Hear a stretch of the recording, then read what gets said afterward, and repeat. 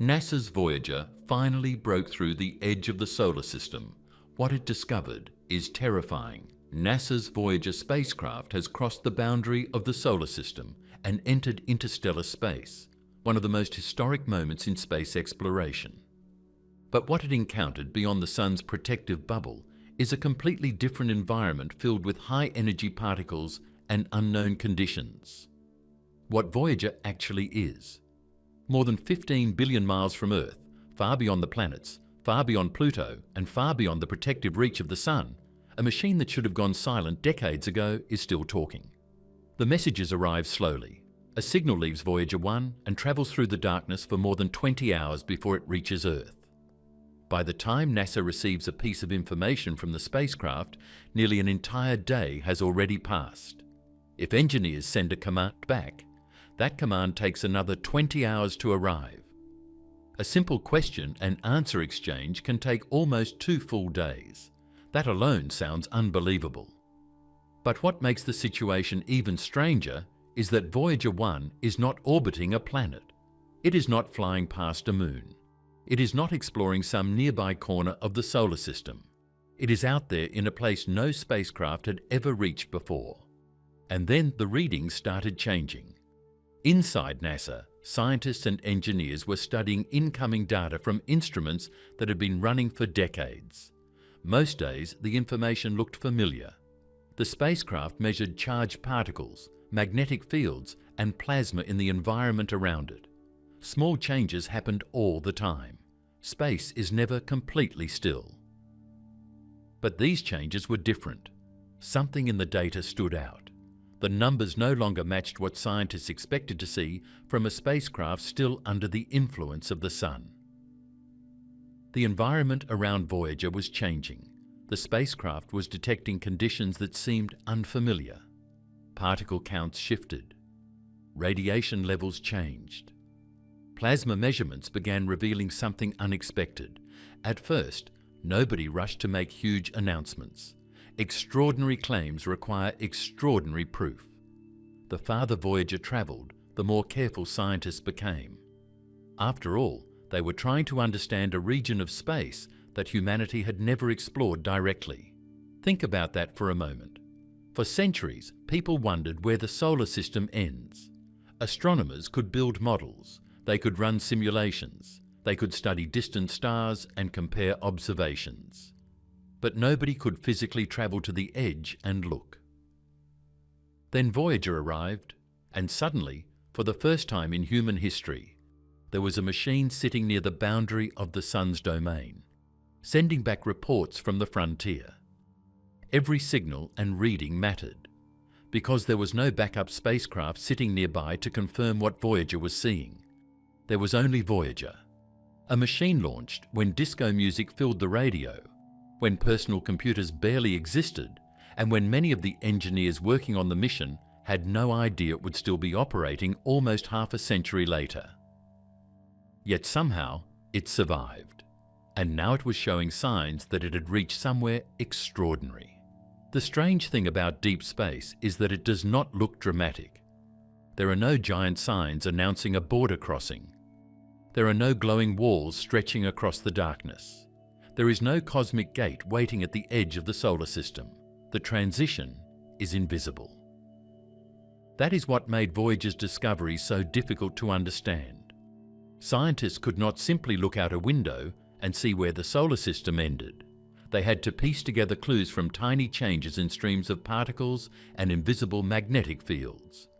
The evidence arrived one signal at a time, and those clues were beginning to tell a story nobody had expected. To understand why this moment mattered so much, it helps to appreciate just how far Voyager 1 had travelled. The spacecraft was already farther from Earth than any human-made object in history. Not farther than any spacecraft currently operating. Farther than any human-made object ever created. Nothing built by our species had gone beyond it. Nothing had travelled deeper into space. Every mile Voyager moved forward extended humanity's reach into the universe, and it was still moving. Even after decades of travel, Voyager continued racing outward at tens of thousands of miles per hour. It never stopped or turned around. It simply kept going. The farther it travelled, the stranger the environment became, and yet the spacecraft continued reporting what it found. That is remarkable when you consider what Voyager actually is. Today, many people hear the name and imagine some advanced machine built specifically to explore interstellar space. That is not what happened. Voyager was never supposed to do any of this. Back in the 1970s, NASA planned a mission to visit the giant planets. Engineers noticed that the outer planets would soon align in a rare way. This alignment would allow a spacecraft to use the gravity of one planet to reach the next, saving enormous amounts of fuel. It was an opportunity that would not come again for many years. NASA decided to take advantage of it. 2 spacecraft were built, Voyager 1 and 2. They looked similar, but their flight paths would be different. The goal was straightforward: visit Jupiter and Saturn, study them up close, send back photographs and scientific data. That was the mission. Nobody expected the spacecraft to remain active for generations. Nobody expected them to become humanity's first messengers to interstellar space. The launches took place in 1977. At the time, many of the technologies we take for granted today did not exist.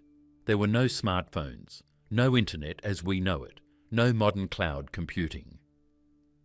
Yet engineers built machines capable of operating across unimaginable distances. The achievement becomes even more impressive when you realize how limited spacecraft technology was compared to today. Every component had to survive years of radiation, extreme temperatures, and constant exposure to the harsh environment of space. Everything had to work. Because once Voyager left Earth, there would be no repair mission. No technician could fly out and fix a broken instrument. No replacement parts could be delivered. Whatever happened, Voyager would face it alone. The spacecraft's original mission was expected to last roughly 5 years. That was the plan. 5 years. Enough time to visit the giant planets and complete the primary objectives. After that, nobody knew how long the systems would continue functioning. Maybe a little longer. Maybe not. Yet year after year, Voyager survived. Then another year, then another decade, then another decade after that. Eventually, the mission outlived entire careers. Engineers retired while the spacecraft kept flying. Scientists joined the project after Voyager had already been operating longer than they had been alive. Still, the spacecraft continued sending information. The reason Voyager could survive for so long comes down to one critical piece of engineering: its power source. Most spacecraft near Earth rely on solar panels. That works well when sunlight is strong. But Voyager was heading toward the outer solar system, where sunlight becomes dramatically weaker. Eventually, solar panels would become almost useless. NASA needed a different solution. So engineers equipped Voyager with radioisotope thermoelectric generators, often called RTGs. These devices do not rely on sunlight. Instead, they generate electricity from the heat produced by the natural decay of plutonium. The process is simple in concept, but incredibly reliable. As the plutonium slowly decays, it releases heat. The RTGs convert part of that heat into electrical power. That power runs the spacecraft's systems. The remarkable thing is how long the process lasts. Decades later, Voyager still has power because the plutonium continues to decay. But there is a catch. The power supply slowly weakens over time. Every year, a little less electricity becomes available. That means engineers must constantly make difficult choices. Which instruments should remain active? Which systems should be turned off? What information is most valuable? The spacecraft cannot do everything forever. Power is limited. Every watt matters. As Voyager traveled farther from Earth, these decisions became increasingly important. NASA carefully shut down some systems to preserve others. The goal was simple: keep the most important scientific instruments operating as long as possible. Keep Voyager talking. Keep the data flowing. Because every year the spacecraft survives is another year of information from a region of space that remains largely unexplored. Yet power is only half the challenge. The other challenge is communication. Sending a signal across billions of miles sounds almost impossible. In many ways, it is. By the time Voyager's transmission reaches Earth, the signal is incredibly weak.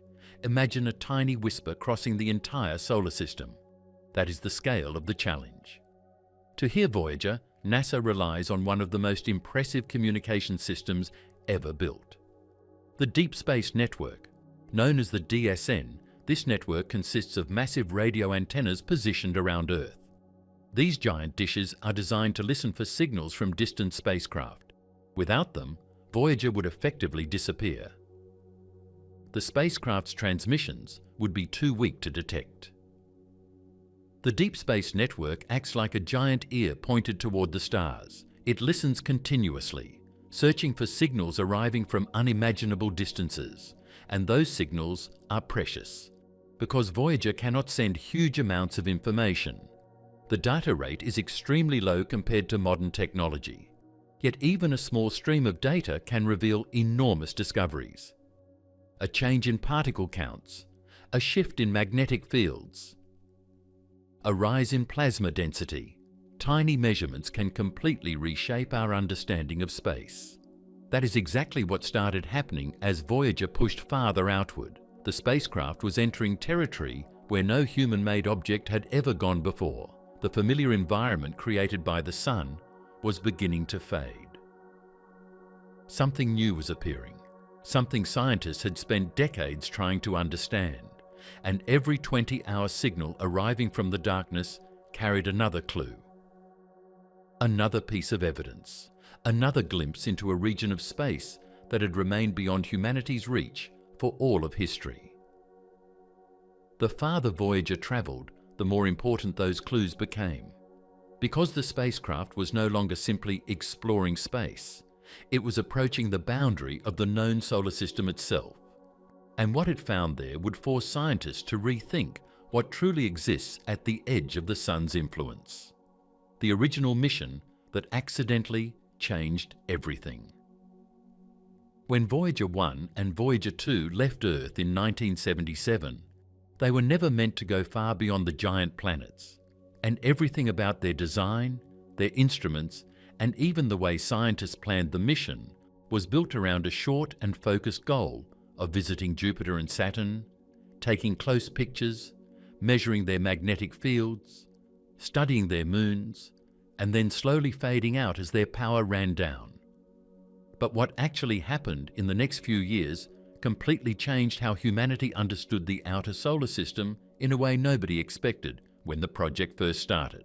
The journey to Jupiter alone already felt like entering a different world, because as the spacecraft moved farther from Earth, sunlight grew weaker and weaker.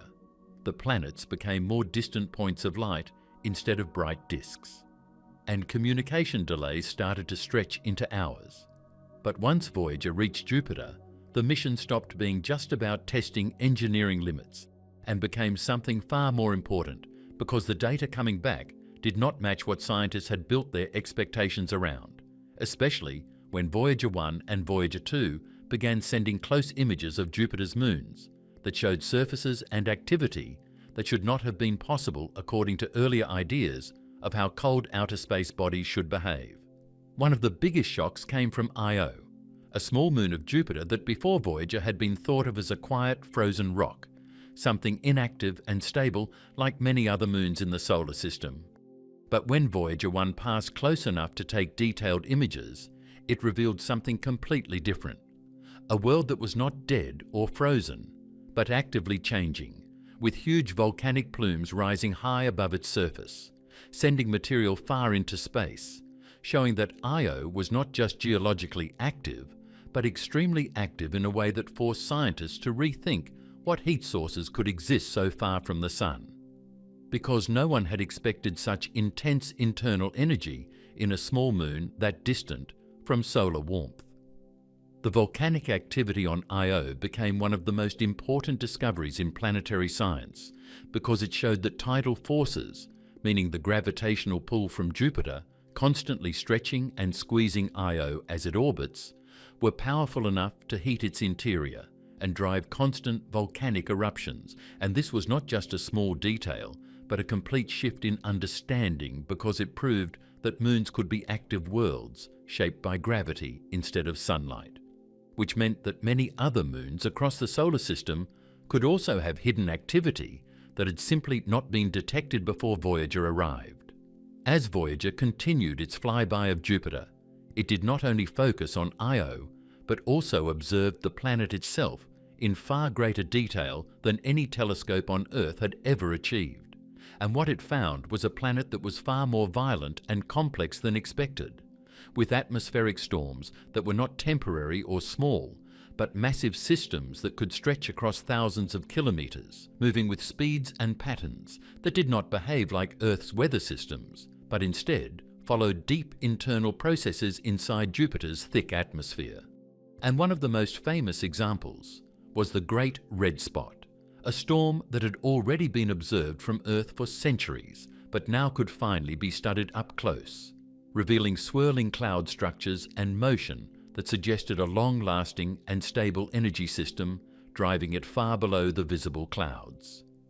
These atmospheric storms were not simple cloud movements, but signs of a deep dynamic atmosphere where gases moved in layers, interacting with Jupiter's strong magnetic field, creating patterns that showed the planet was not just a large gas ball, but an active system with internal heat and motion that kept its atmosphere alive in a way that Earth weather models could not fully explain. And every new image returned by Voyager added more detail that forced scientists to revise earlier assumptions about how gas giants behave when no solid surface exists beneath their clouds. After Jupiter, Voyager's path led it towards Saturn, and this part of the mission brought another wave of discoveries that again pushed expectations far beyond what was planned, because Saturn was not just a simple ringed planet as seen from Earth, but a complex system of rings made up of countless particles, each one moving at different speeds and forming patterns that looked stable from far away but revealed extreme complexity when seen from close range, with ring structures showing gaps, waves and divisions that suggested gravitational interactions with small unseen moons shaping the entire ring system over time. Voyager's detailed images of Saturn's rings showed that these rings were not uniform bands, but made of thousands of narrow ringlets, each influenced by gravity, collisions, and orbital resonances, meaning that small moons inside and near the rings were constantly shaping their structure.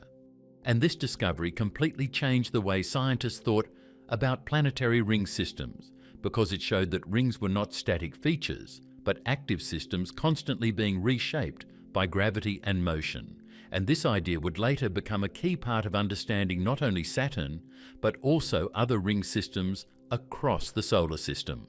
Alongside the rings, Voyager 1 and Voyager 2 also studied Saturn's largest moon, Titan, which had already been suspected to have a thick atmosphere, but had never been observed clearly before the spacecraft arrived. And what Voyager found was a moon completely hidden beneath a dense orange haze, with an atmosphere thick enough to block visible light, making it impossible to see the surface directly, but still revealing chemical signs that suggested a rich nitrogen-dominated atmosphere unlike most other moons. And this discovery made Titan one of the most interesting worlds in the outer solar system, because it showed that moons could have atmospheres complex enough to support active chemical processes over long periods of time. The success of the Jupiter and Saturn flybys changed everything about the Voyager mission, because what was originally planned as a short planetary exploration suddenly became something much larger in scientific value. And as the spacecraft completed its close encounters, NASA engineers and mission scientists began to realize that the hardware was still working. The instruments were still sending back usable data, and the spacecraft still had enough power to continue operating, even though it had already achieved its main goals. And this created a rare moment in space exploration, where a mission designed for a limited purpose suddenly opened a door to something far beyond its original plan. Instead of shutting the spacecraft down or letting it drift into silence, scientists made a decision that would quietly shape the future of space exploration, which was to extend the mission beyond the giant planets and allow Voyager to continue traveling outward into deep space. Not because it was originally designed for it, but because it was still functioning and still capable of sending valuable information from regions no spacecraft had ever reached before. This decision changed Voyager from a planetary mission into a deep space mission. And once that change happened, the spacecraft began entering what engineers called deep cruise mode, a phase where most instruments were slowly turned off to save power. Systems that were no longer essential were shut down one by one, and only the most important scientific tools were kept running. Because the farther Voyager moved from the Sun, the less energy it could generate, and the more careful NASA had to become in how every bit of remaining power was used. As Voyager drifted away from Saturn and left the region of the giant planets behind, the environment around it began to change in a way that was not immediately visible in images, because space does not show clear boundaries or visible walls. But in the data, subtle shifts started to appear.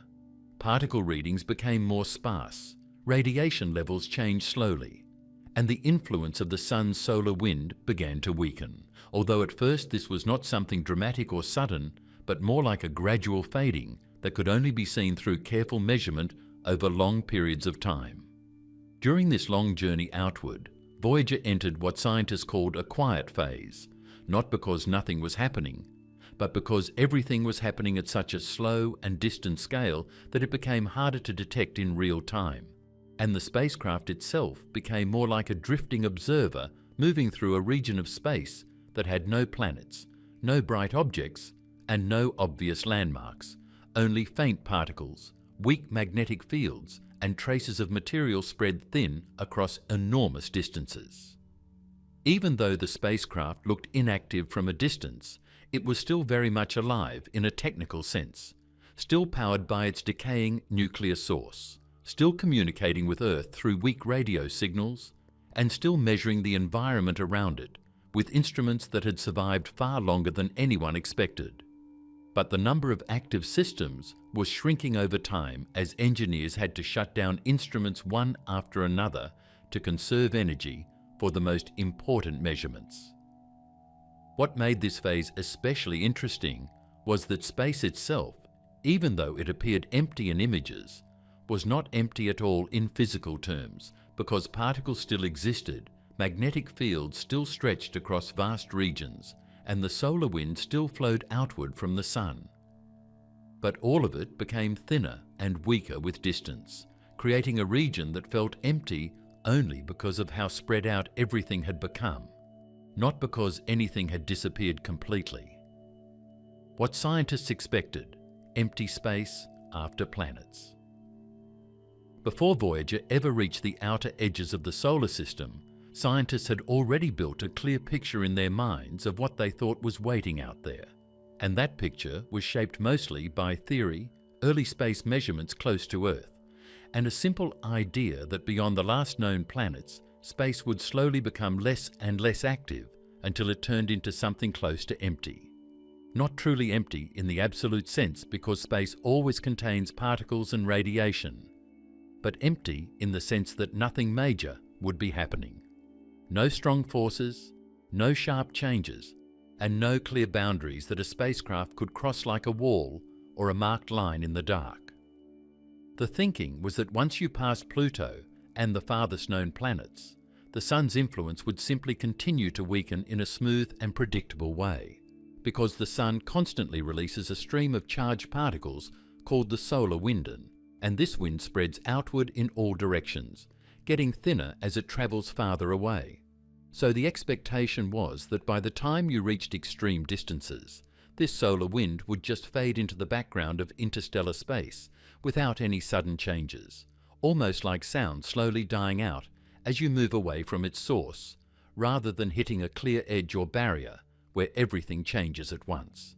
In this early model, there was no strong reason to expect a hard boundary, because nothing in the basic equation suggested that space would behave like a solid structure, and the idea of a sharp edge to the solar system felt more like a visual metaphor than a physical reality.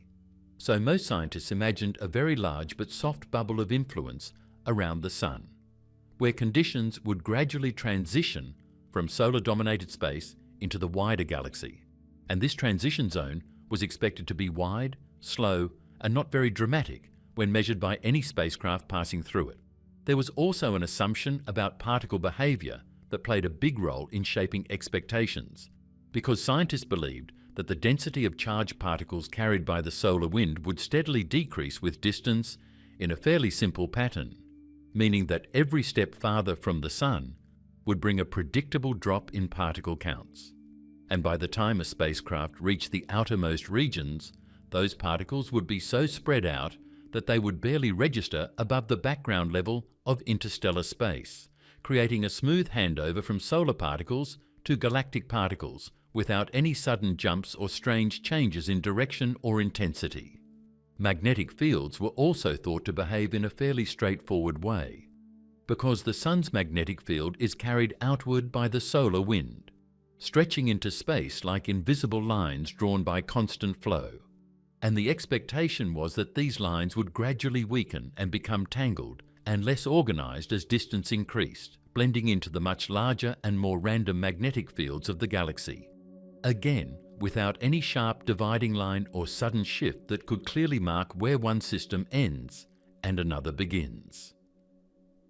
Even the idea of a boundary itself was treated carefully, because scientists were aware that in space physics, boundaries often exist not as solid walls, but as regions where conditions slowly change, so they expected the outer solar system to be more like a fading gradient than a physical edge, and this meant that if Voyager ever reached that region, it would probably notice slow and steady changes over a long period of time, rather than a sudden event where everything shifts at once in a way that could be clearly labelled as crossing into interstellar space.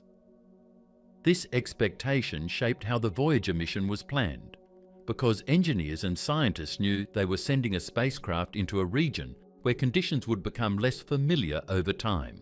But they did not design it around the idea of crossing a dramatic boundary.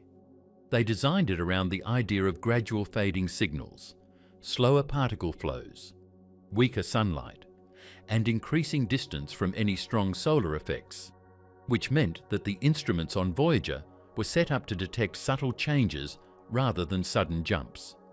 At the same time, there was also a strong belief that by the time Voyager reached extreme distances, its instruments might no longer be able to measure anything meaningful simply because the environment would become too thin and too weak to register clearly.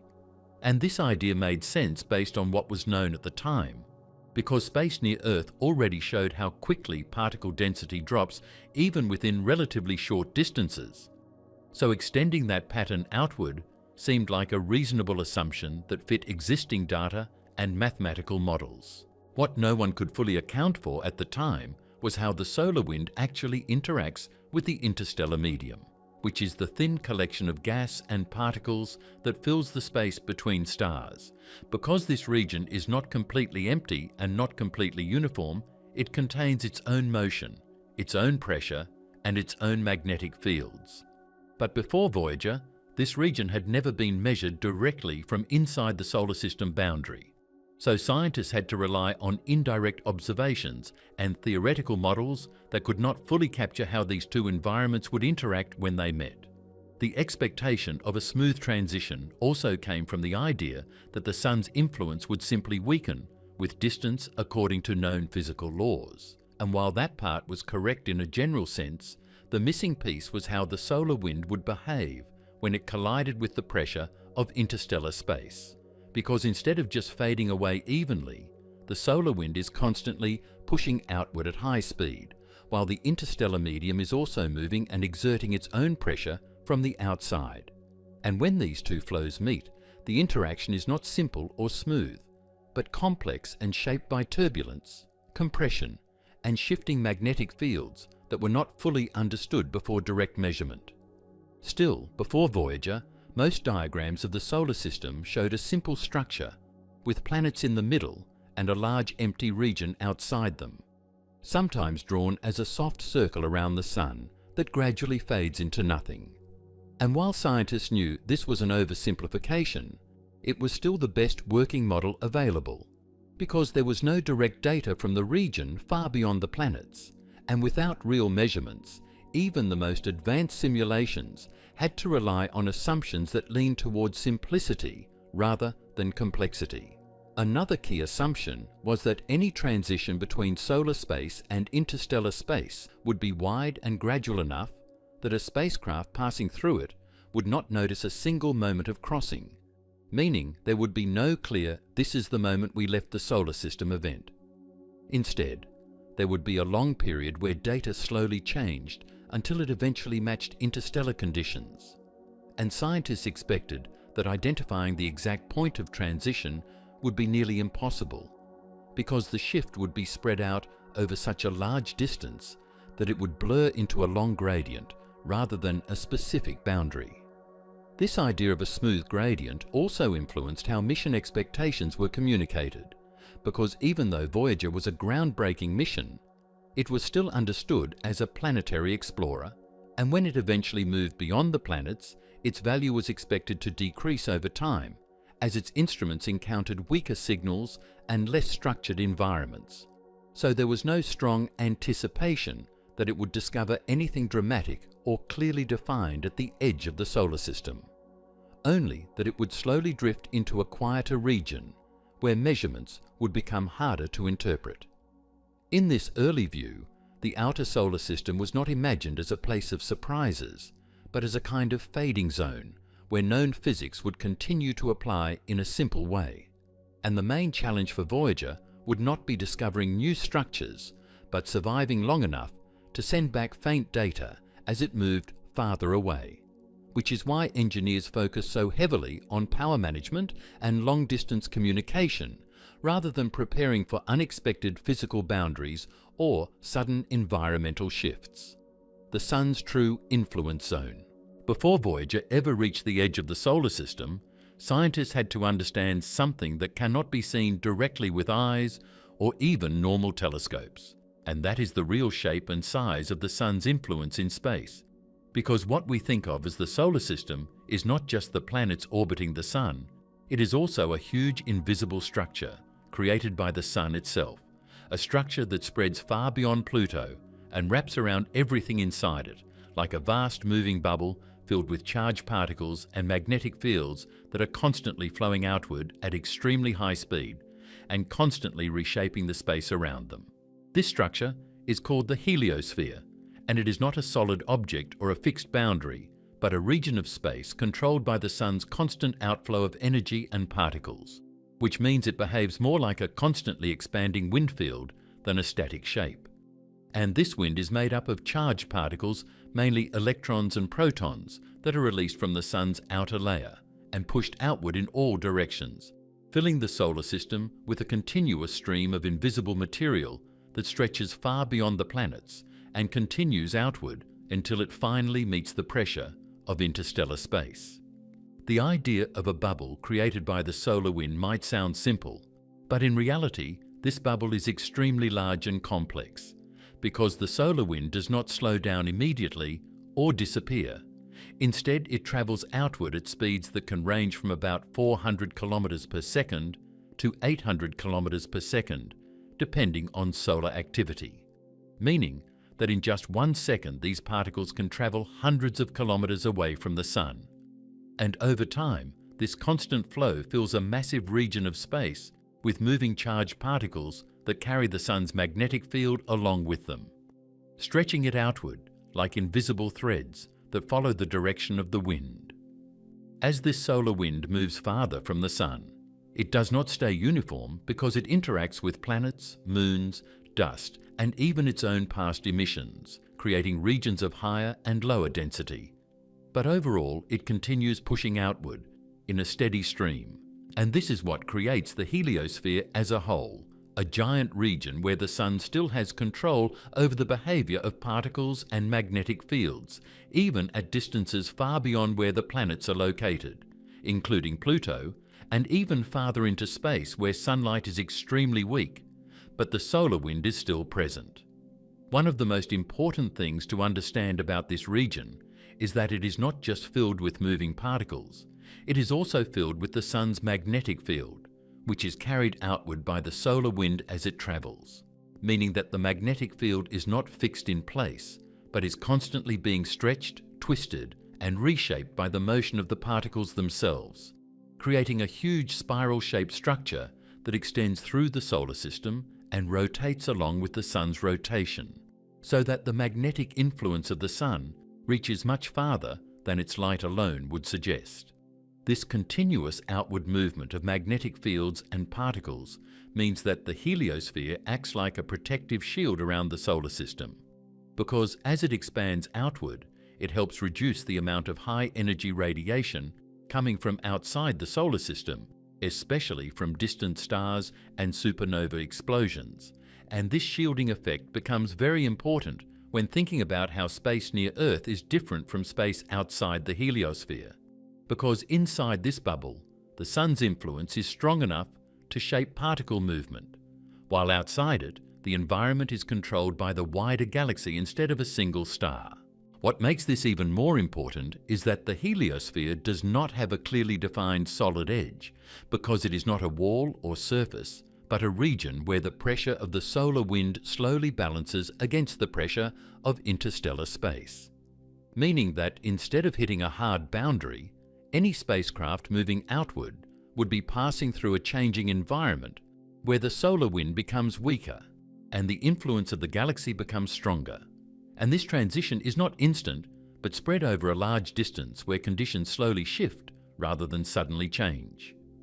At the outermost regions of the heliosphere, the solar wind eventually slows down because it begins to encounter the pressure of interstellar gas and magnetic fields. And this causes a region where the flow of particles becomes more chaotic and less smooth, because the outward push of the Sun is no longer strong enough to move through space without resistance.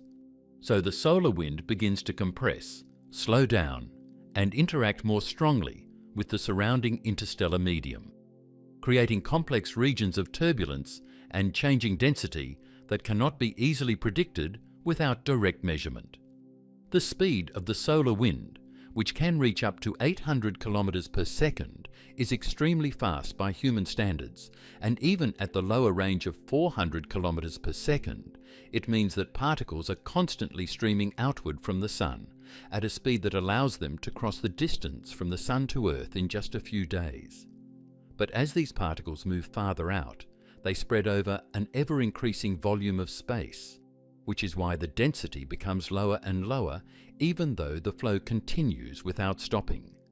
And this spreading effect is what creates the illusion of emptiness in deep space, even when particles are still present. Because of this constant outward flow, the heliosphere is not static, but dynamic, meaning it changes over time, depending on the activity of the Sun. So when the Sun is more active, it releases stronger solar winds that push the boundary of the heliosphere outward. And when the Sun is less active, the boundary can contract slightly, which means the size of the heliosphere is not fixed but constantly shifting, reacting to changes in solar activity and the surrounding interstellar pressure, creating a flexible structure that breathes and changes shape over long periods of time.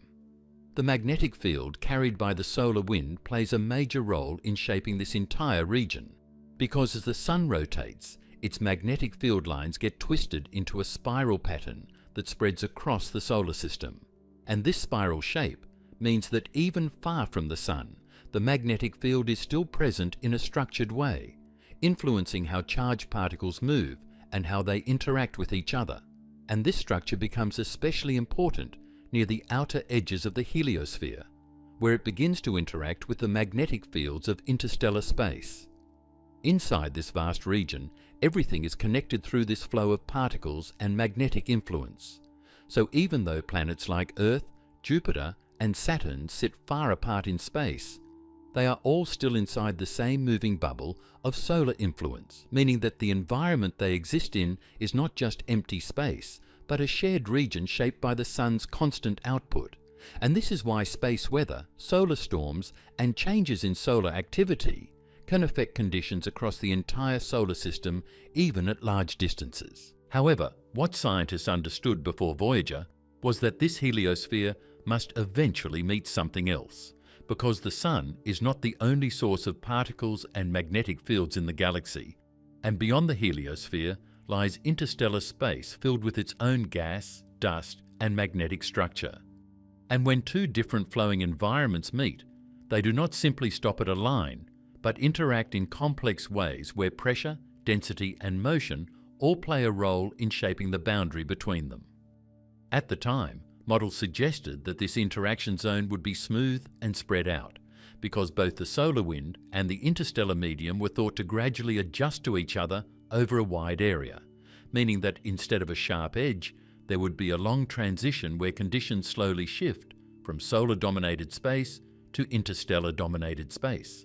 And this idea fit well with the expectation that Voyager would simply notice gradual changes rather than sudden jumps in data. But even within this expected model, there was uncertainty, because no spacecraft had ever directly measured this region, and all understanding came from indirect observations and theoretical calculations, which meant that the actual structure of the heliosphere's outer boundary was still largely unknown, and scientists could only estimate how far it might extend and how the solar wind would behave when it finally met the pressure of interstellar space. This is why the heliosphere became one of the most important unknown regions in space science, because it represents the true boundary of the Sun's physical influence, not the edge of the planets, but the edge of the solar environment itself, and understanding its structure required direct measurement from within, which is exactly what Voyager eventually provided as it moved farther and farther away from the Sun, and began to send back data from regions that no spacecraft had ever reached before, slowly revealing that the simple idea of a smooth, fading bubble might not fully describe what was actually happening at the farthest reach of the Sun's influence. The invisible boundary, the heliopause. There is a point far from the Sun where things stop behaving like they belong to the Sun anymore, not because there is a wall or a sudden cut in space, but because the constant outward push from the Sun finally loses its strength against the pressure of space between the stars. And this meeting point is what scientists call the heliopause, a boundary that is not visible, not solid, and not fixed in place. Yet it separates two very different environments in a way that matters deeply for how particles move, how magnetic fields behave, and how far the Sun's influence can truly reach. This heliopause is not like the edge of a planet or the surface of a moon. It is not something you could imagine standing on or touching, because there is nothing there that has form in the normal sense.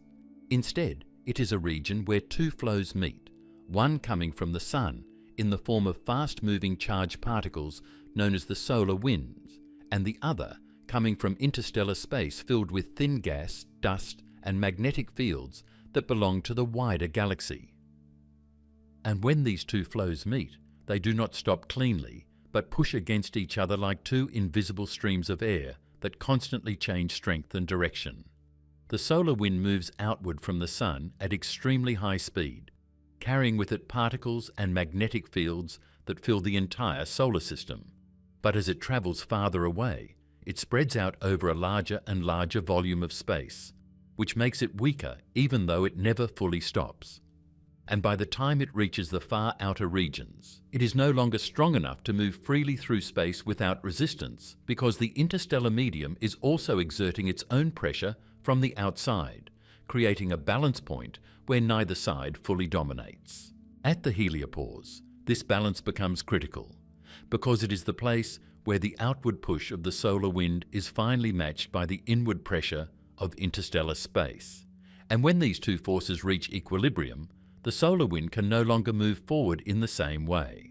So instead of continuing outward smoothly, it begins to slow down, pile up, and change direction, creating a region of turbulence where particles are no longer flowing in a simple straight path, but instead moving in complex and shifting patterns shaped by both the Sun's influence and the galaxy's surrounding environment.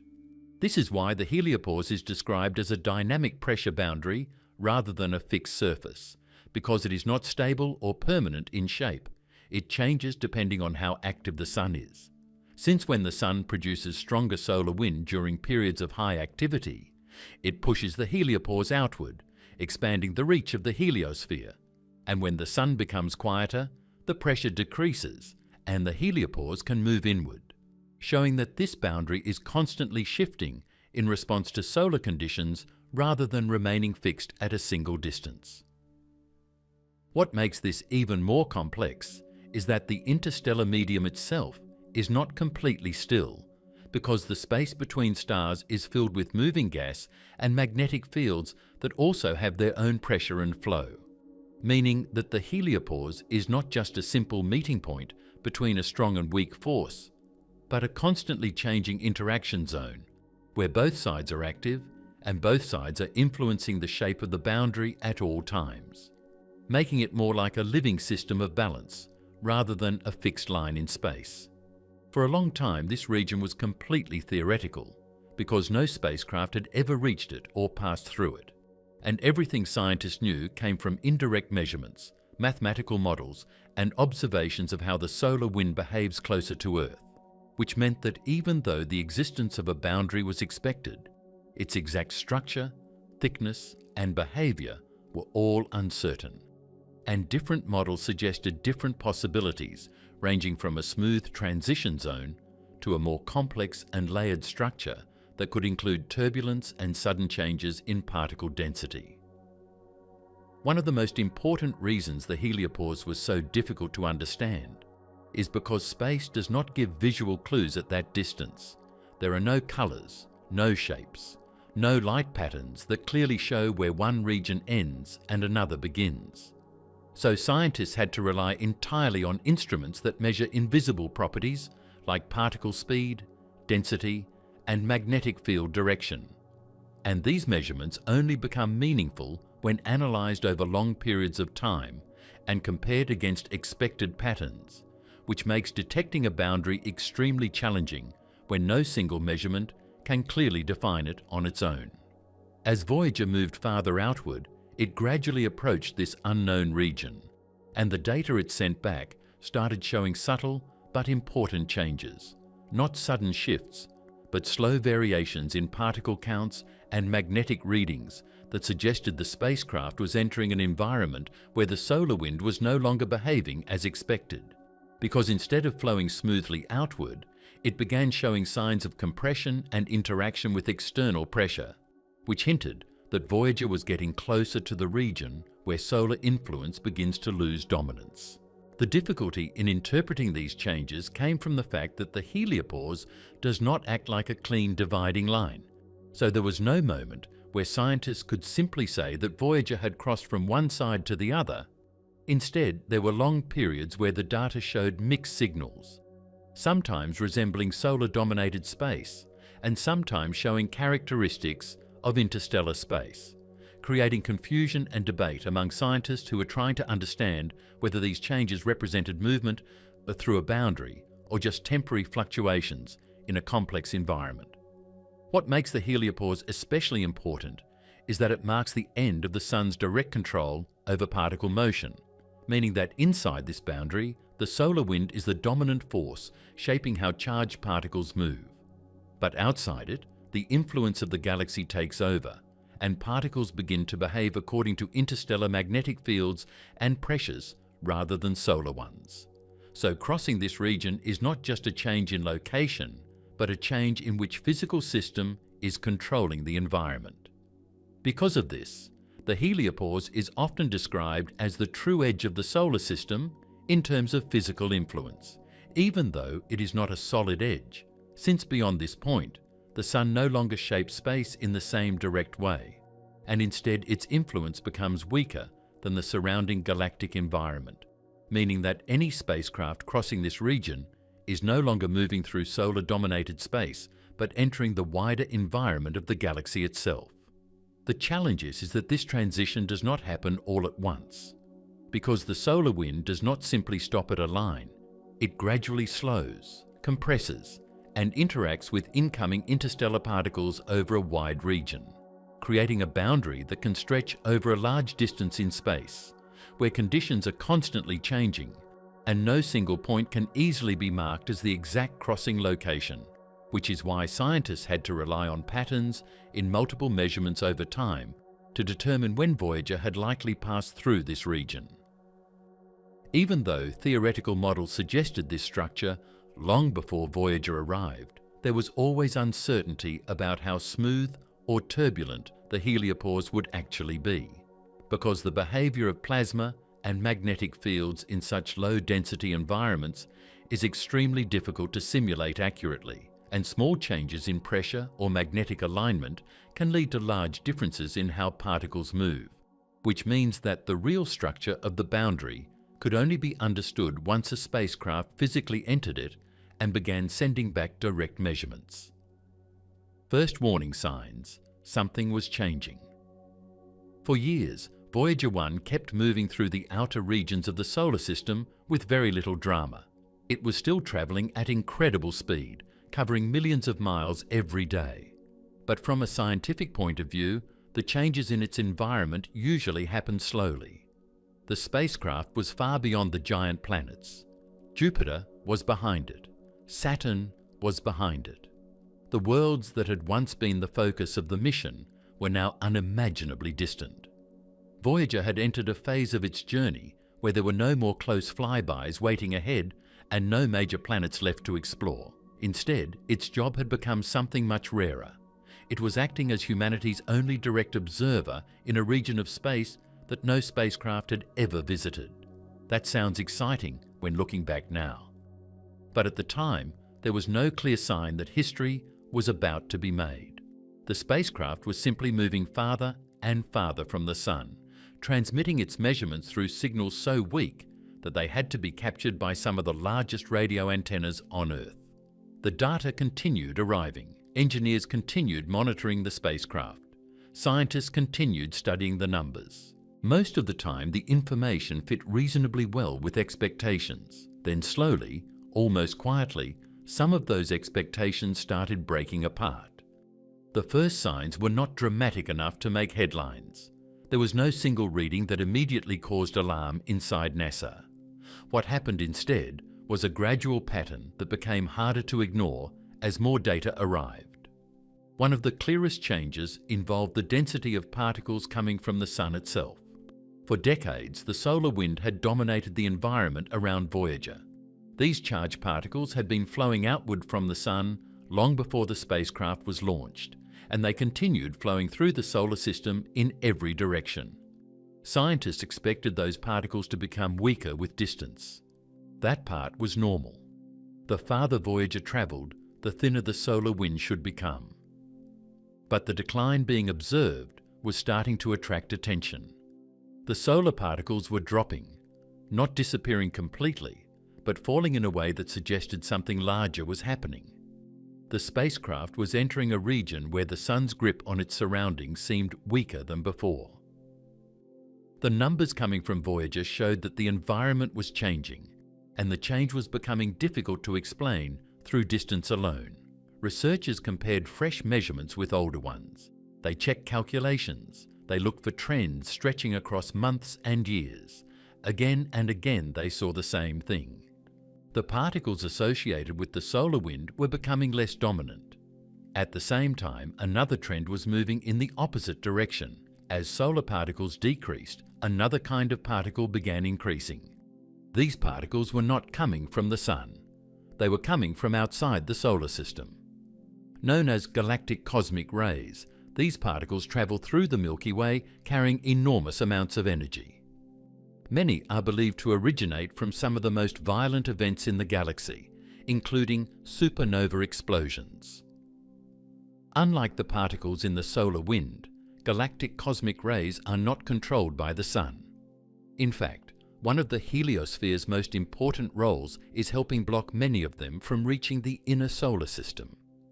Inside the Sun's protective bubble, cosmic rays are partially shielded. Outside that bubble, conditions are different. Voyager began measuring increasing numbers of these particles. At first, the rise was gradual. Then it became harder to dismiss. The trend suggested that Voyager was entering a region where the Sun's protective influence was weakening and the influence of interstellar space was becoming stronger. The spacecraft was seeing more and more particles from the wider galaxy. That was exactly the kind of thing scientists expected would happen near the outer edge of the heliosphere. But there was a problem. Nobody knew exactly where that edge was supposed to be. Theories existed, models existed, predictions existed. Direct observations did not. That meant every new reading carried enormous weight. Scientists found themselves in a strange position. They were watching data arrive from a place nobody had ever explored before, trying to determine whether Voyager was approaching the boundary of the Sun's influence or simply passing through an unusual region inside it. The difference mattered because crossing into interstellar space would be one of the most important moments in the history of space exploration. As researchers studied the particle data, another puzzle emerged from Voyager's instruments. Some of the plasma measurements began behaving in ways that were difficult to interpret. Plasma is often called the fourth state of matter. It consists of charged particles rather than neutral atoms, and it plays a major role throughout space. The Sun releases plasma. The solar wind is plasma. Much of the material between stars exists in plasma form. Understanding plasma conditions is one of the keys to understanding where Voyager was located. The problem was that some of the readings looked unusual. The fluctuations were not behaving exactly as expected. Measurements would rise, then change, then behave differently again. Scientists examined the data repeatedly because the stakes were high. If the readings were genuine, they might represent evidence that Voyager was approaching a completely new environment. If the readings were incorrect, they could point to something far less exciting but equally important: instrument problems. This possibility could not be ignored. Voyager was old dot, extremely old. The spacecraft had already operated for far longer than anyone originally planned. Its systems had survived decades of radiation, extreme cold, and the harsh conditions of deep space. Instruments that were expected to function for a relatively short mission were still producing useful data after more than 3 decades. While that was a remarkable engineering achievement, it also meant scientists had to consider the possibility that some unusual readings could result from aging equipment rather than actual changes in space itself. This uncertainty created debate.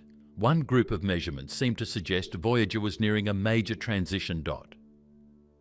Other details created questions. Researchers compared information from multiple instruments looking for consistency. They searched for patterns that would confirm the changes were real. They checked whether different measurements supported the same interpretation.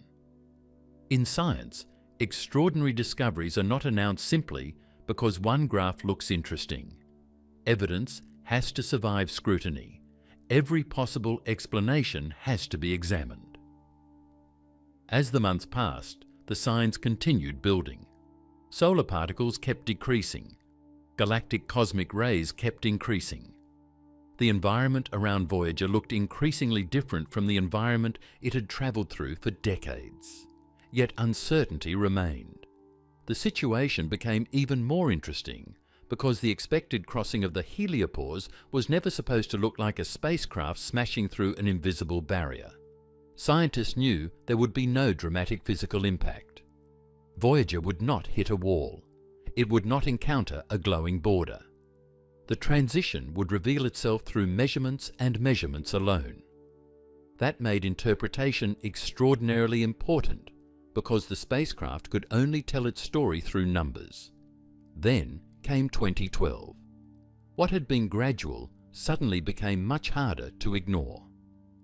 During that year, Voyager recorded one of the most important changes in the history of the mission. The increase in galactic cosmic rays became far more dramatic than before. Instead of a slow rise, scientists saw a sharp spike in the number of high-energy particles reaching the spacecraft. These were exactly the particles expected to become more common outside the Sun's protective bubble. The jump was so significant that it immediately attracted attention. Something had changed. Something major. At almost the same time, the population of particles associated with the solar wind experienced a sharp decline. This was not merely a continuation of the earlier trend. The drop was much more pronounced. The solar particles that had dominated Voyager's environment for decades suddenly became far less common. The data seemed to be showing two events unfolding together. Galactic particles were surging upward, while solar particles were collapsing downward. For many researchers, this looked like the evidence they had been waiting for. It appeared that Voyager had reached the edge of the heliosphere. The logic seemed straightforward. If the Sun's particles were fading and particles from the galaxy were increasing dramatically, then Voyager might finally be moving beyond the region controlled by the solar wind. But science rarely follows a simple script. Just when the evidence seemed strongest, another piece of data complicated the picture. The magnetic field measurements were not behaving the way many scientists expected. According to several models, crossing into interstellar space should involve a noticeable shift in magnetic field direction. The magnetic field carried outward by the solar wind and the magnetic field of interstellar space were expected to differ enough that Voyager should detect a significant change. Researchers looked for that change. It did not appear, at least not in the way many expected. The magnetic field remained surprisingly aligned. Instead of showing a dramatic shift, it continued pointing in a direction that seemed more consistent with the solar environment Voyager had just left behind. This created a major puzzle because two sets of evidence appeared to tell different stories. The particle measurements strongly suggested a crossing had occurred. The magnetic field measurements seemed to suggest otherwise. The disagreement triggered intense analysis. Scientists debated what the readings meant. Research teams examined every detail of the data. Could Voyager have entered a transition zone rather than true interstellar space? Could the models be wrong? Could the magnetic fields on both sides of the boundary be more closely aligned than expected? Could some unknown process be influencing the measurements? The questions multiplied. Months passed as researchers worked through possible explanations. This was not a situation where NASA could simply make an announcement based on excitement. The claim being considered was historic. If Voyager had truly crossed into interstellar space, it would become the first human-made object ever to do so. Such a statement required overwhelming evidence. As more analysis was completed, the case grew stronger. The particle data remained difficult to explain any other way. The increase in galactic cosmic rays was exactly what scientists would expect beyond the heliosphere. The sharp drop in solar particles pointed toward the same conclusion. Additional studies of plasma conditions provided further support that Voyager had entered a fundamentally different environment. The magnetic field puzzle remained important, but researchers increasingly concluded that the problem might not be with the crossing itself. Instead, the problem might be with earlier assumptions about how the boundary behaved. In other words, the heliopause might be more complicated than expected. The transition between the Sun's domain and interstellar space might not produce the dramatic magnetic shift some models predicted. The boundary could be structured differently. The magnetic fields could be interacting in ways that allowed them to remain more closely aligned across the transition region. That possibility changed everything. Instead of disproving the crossing, the magnetic field data was beginning to reveal new information about the nature of the boundary itself. Eventually, the evidence reached a point where NASA felt confident enough to make the announcement. Voyager 1 had entered interstellar space. Why it was not a clean crossing. The moment Voyager 1 crossed into interstellar space is often described today as if it were a simple event. Many people imagine a spacecraft traveling through the darkness, reaching an invisible border, crossing it, and immediately sending back proof that it had left the solar system behind. That version sounds neat and dramatic, but it is not what actually happened. The reality was much stranger because there was never a visible line waiting for Voyager to cross. There was no sudden change that announced itself beyond all doubt. There was no giant marker floating in space. There was no moment when a camera could point outward and capture a picture of the edge. Everything depended on data, and the data refused to tell a simple story. The problem started with the fact that the boundary Voyager was approaching was not a physical object. It was not a wall made of matter. It was not even a sharply defined region. The heliopause existed because two different environments were pushing against each other. On one side was the solar wind, a constant stream of charged particles flowing outward from the Sun. On the other side was the pressure coming from interstellar space, the place where those competing influences balanced each other created the boundary, but that balance was constantly changing. Solar activity changes over time. Conditions in interstellar space change over time. The strength of the solar wind rises and falls. The pressure outside the solar system is not perfectly uniform. All of those factors meant the boundary itself was moving, shifting, stretching, and changing shape even while Voyager was approaching it. Because of that, nobody expected a perfectly clean crossing.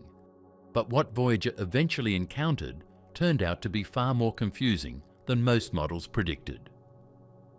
Some measurements suggested that the spacecraft had already entered interstellar space, while other measurements seemed to argue the opposite. One instrument would produce data that appeared to support a crossing, while another set of readings would raise new questions. Scientists were looking at information coming from more than 15 billion miles away, trying to understand a region that had never been explored directly before, and every answer seemed to create another question. One of the strongest signs that something major was happening came from the changing particle environment around the spacecraft. Solar particles were dropping while galactic cosmic rays were increasing. That was exactly the kind of pattern researchers expected to see near the edge of the heliosphere. The Sun's influence appeared to be weakening, while the influence of the wider galaxy appeared to be growing stronger. If those trends were viewed by themselves, the explanation seemed straightforward. Voyager was leaving one environment and entering another. The problem was that science rarely allows major discoveries to rest on a single line of evidence, especially when those discoveries involve rewriting humanity's understanding of the edge of the solar system. As more data arrived, researchers began comparing measurements collected over different periods of time. They examined how quickly particle levels were changing. They checked whether the trends were stable or temporary. They looked for patterns that might indicate instrument problems. They explored alternative explanations that could account for the observations without requiring Voyager to have crossed the heliopause. The farther the investigation went, the more obvious it became that this would not be settled in a few days or even a few weeks. The spacecraft was moving through a region where conditions were changing in ways that existing models had not fully predicted, and every new transmission from Voyager added another piece to an increasingly complicated puzzle. One of the biggest challenges involved plasma. Plasma is everywhere in space. It makes up the solar wind and plays a major role throughout the galaxy. Scientists expected plasma conditions to change as Voyager moved beyond the heliosphere, but the measurements did not behave in a perfectly smooth or consistent way. Some readings suggested one thing, other readings suggested something slightly different. There were periods where the changes looked dramatic and meaningful, followed by periods where the situation seemed less clear. Researchers spent months trying to determine whether these fluctuations represented real physical structures in space, or whether they reflected temporary effects that could mislead interpretation. This uncertainty became even more important because Voyager was operating in an environment that nobody had ever measured directly before. There was no previous spacecraft data available for comparison. Every interpretation depended on theories and models built from indirect observations. Scientists could compare Voyager's measurements to expectations, but they could not compare them to another spacecraft that had already crossed the same region. There was no historical record to consult. Voyager was creating the record in real time. That meant every inconsistency carried enormous significance because there was no easy way to determine whether the spacecraft was revealing something genuinely new about the boundary or simply producing data that had not yet been fully understood. Months passed while teams inside NASA and across the scientific community continued analyzing the information. The public often imagines discoveries happening instantly, but major discoveries in space science are usually much slower. Researchers wanted confidence. They wanted evidence that could survive intense scrutiny. The claim being considered was extraordinary. If Voyager had truly entered interstellar space, it would become the first human-made object ever to do so. That kind of announcement could not be rushed. Every measurement had to be checked. Every interpretation had to be challenged. Every competing explanation had to be examined carefully. Part of the difficulty came from the fact that several important measurements appeared to be telling slightly different stories. Particle data strongly suggested that Voyager had moved into a new environment. Plasma observations hinted at major changes. Yet some aspects of the magnetic field data seemed less dramatic than expected. Earlier models had predicted that crossing into interstellar space might involve a noticeable change in magnetic field direction. Researchers searched for that shift, expecting it to provide one of the clearest indicators of a boundary crossing. Instead, the magnetic field remained surprisingly aligned. The expected dramatic change was not obvious. That result created immediate debate because it challenged assumptions about how the heliopause should behave. For a while, this disagreement became one of the most discussed aspects of the Voyager data.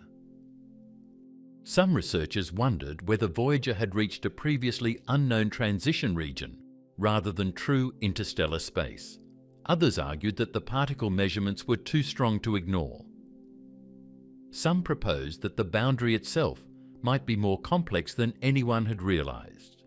Rather than being a simple dividing line, it could contain structures, layers, or interactions that allowed certain properties to remain similar on both sides. The more scientists studied the evidence, the more they began questioning the older models rather than the spacecraft itself. What made the situation especially fascinating was that Voyager was revealing information about a place that had existed for billions of years, yet humanity had never seen directly. The heliopause was no longer just a theoretical boundary in scientific papers. It was becoming a real physical environment with characteristics that could be measured and analyzed. Every inconsistency in the data represented an opportunity to learn something new about how the solar system interacts with the rest of the galaxy. As the analysis continued, another discovery started attracting attention. The plasma density measurements were not matching expectations. Researchers anticipated changes after crossing into interstellar space, but the actual numbers turned out to be surprisingly high. Instead of finding a region with the plasma conditions many models had predicted, Voyager detected plasma densities that suggested something more complicated was happening beyond the heliosphere. This finding quickly became one of the most important discoveries of the entire mission, because it challenged long-standing assumptions about the environment surrounding the solar system. Interstellar space is often imagined as an enormous empty void, a place where matter is spread so thinly that almost nothing exists between the stars. While interstellar space is incredibly sparse compared to anything on Earth, it is not truly empty. It contains gas, dust, magnetic fields, and charged particles. The surprise was not that plasma existed there. The surprise was how much plasma Voyager appeared to be detecting. To understand why this mattered, it helps to remember just how empty interstellar space really is by everyday standards. A laboratory vacuum on Earth would still contain vastly more particles than most regions between stars. In many parts of interstellar space, the average density can be lower than a single atom per cubic centimetre. That is an almost unimaginable level of emptiness. If a person could somehow see the distribution of matter in such an environment, it would not resemble a cloud or fog. It would look almost completely empty. Vast distances would separate individual particles. Yet despite that extreme sparseness, Voyager was detecting signs that the local plasma density was higher than expected. The measurements suggested that the spacecraft had entered a compressed region. Instead of finding a simple gradual transition from solar space into interstellar space, Voyager appeared to be encountering an area where matter had been squeezed together more strongly than many models predicted. That raised an obvious question. What was causing the compression? One possibility involved the pressure exerted by interstellar space itself. The heliosphere had long been viewed as a giant bubble created by the solar wind pushing outward against the surrounding galaxy. If the pressure outside that bubble was stronger than expected, it could compress material near the boundary and increase local plasma density. In simple terms, the galaxy might be pushing back harder than scientists had realized. That idea carried major implications because it suggested that the environment surrounding the solar system was more active and influential than earlier models indicated. The Sun was not simply expanding its influence into a passive background.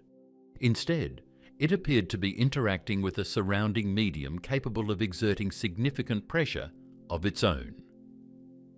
The heliopause was becoming less like a simple border and more like a complex interaction zone shaped by forces operating on both sides. The measurements also highlighted something that often gets overlooked when people think about interstellar space. Even though it is extremely cold and extremely sparse, it is still a physical environment. Hydrogen atoms drift through it. Helium atoms drift through it. Magnetic fields extend across enormous distances. Charged particles move through it. Shock waves from ancient stellar explosions can travel through it. The space between stars may appear empty, but it remains part of a larger galactic system filled with processes that continue operating across scales almost impossible to imagine. Voyager was not entering a void. It was entering another environment, one governed by different conditions than the region dominated by the Sun. The spacecraft was beginning to measure matter that had not originated in the solar wind. It was detecting magnetic influences that belonged to the galaxy itself. It was collecting information from a place where the Sun was no longer the dominant force shaping the local surroundings. The strange magnetic field alignment. For years, many models had suggested that crossing the heliopause should involve noticeable changes in the magnetic environment around the spacecraft. That expectation was not based on guesswork. The Sun carries its magnetic field outward through the solar wind, stretching that field across vast distances as charged particles stream away from the Sun in every direction. Beyond the heliopause, however, Voyager was expected to enter a region dominated by the magnetic environment of the galaxy itself. The assumption seemed reasonable. If one region was controlled by the Sun and another was controlled by the wider Milky Way, then a spacecraft moving from one into the other should detect some kind of significant shift. Researchers were not necessarily expecting a violent transition, but many believed there would be enough change in magnetic field direction to make the crossing obvious when the data finally arrived. Instead, the measurements refused to cooperate with those expectations. The particle data strongly suggested that Voyager had entered a new environment. Solar particles had dropped dramatically. Galactic cosmic rays had surged. Other indicators pointed toward a crossing. Yet when researchers examined the magnetic field direction, they found something surprising. The field remained more aligned than expected. Rather than showing a sharp change that clearly separated the solar environment from the interstellar environment, the measurements suggested a smoother continuation. It was not what many researchers thought they would see, and for a period of time, this became one of the most debated scientific puzzles surrounding the mission because the data appeared to be sending mixed messages. One set of measurements was practically shouting that Voyager had crossed the heliopause, while another seemed reluctant to support that conclusion in the way scientists anticipated. This was not a minor detail buried in technical reports. It was a serious problem because the magnetic field was supposed to be one of the strongest clues available. The farther scientists looked into the issue, the stranger it appeared. If Voyager had truly entered interstellar space, why was the magnetic field behaving in such a familiar way? Was the spacecraft actually outside the heliosphere, or was it trapped inside some unusual transition region that nobody had predicted? Could the boundary itself be structured differently than earlier models suggested? Was there a layer near the heliopause where magnetic fields from the Sun and the galaxy became linked or aligned in ways that nobody had fully understood. These questions quickly moved from being interesting possibilities to becoming central issues in understanding the nature of the solar system's outer boundary. As more analysis took place, attention gradually shifted away from the idea that Voyager's crossing had not occurred and toward a different possibility. Maybe the problem was not the spacecraft. Maybe the problem was the models. The assumption that a dramatic magnetic shift would happen at the heliopause came from theoretical expectations, but Voyager was now providing something far more valuable than theory. It was providing direct measurements from a place that had never been explored before. If reality disagreed with older models, then reality was the thing that mattered. Researchers started examining whether the interstellar magnetic field near the solar system might naturally align with the magnetic field carried outward by the solar wind. If that was true, the lack of a dramatic directional change suddenly became easier to understand. The heliopause would still represent a real boundary, but it would be a more complicated boundary than scientists had imagined. Instead of behaving like two completely different systems meeting head-on, there could be regions where magnetic structures interacted, blended, or aligned over large distances. That possibility transformed the heliopause from a relatively simple concept into something far more interesting. The boundary was no longer just the place where solar influence stopped and interstellar influence began. It became an active interaction zone where forces from both environments could shape each other. The more researchers studied the magnetic data, the more they realized that the edge of the solar system might not behave like a neat border at all. It could be a dynamic region filled with structures, pressures, and magnetic interactions that older models had underestimated. Instead of solving the mystery of the heliopause, Voyager had exposed just how much remained unknown about it.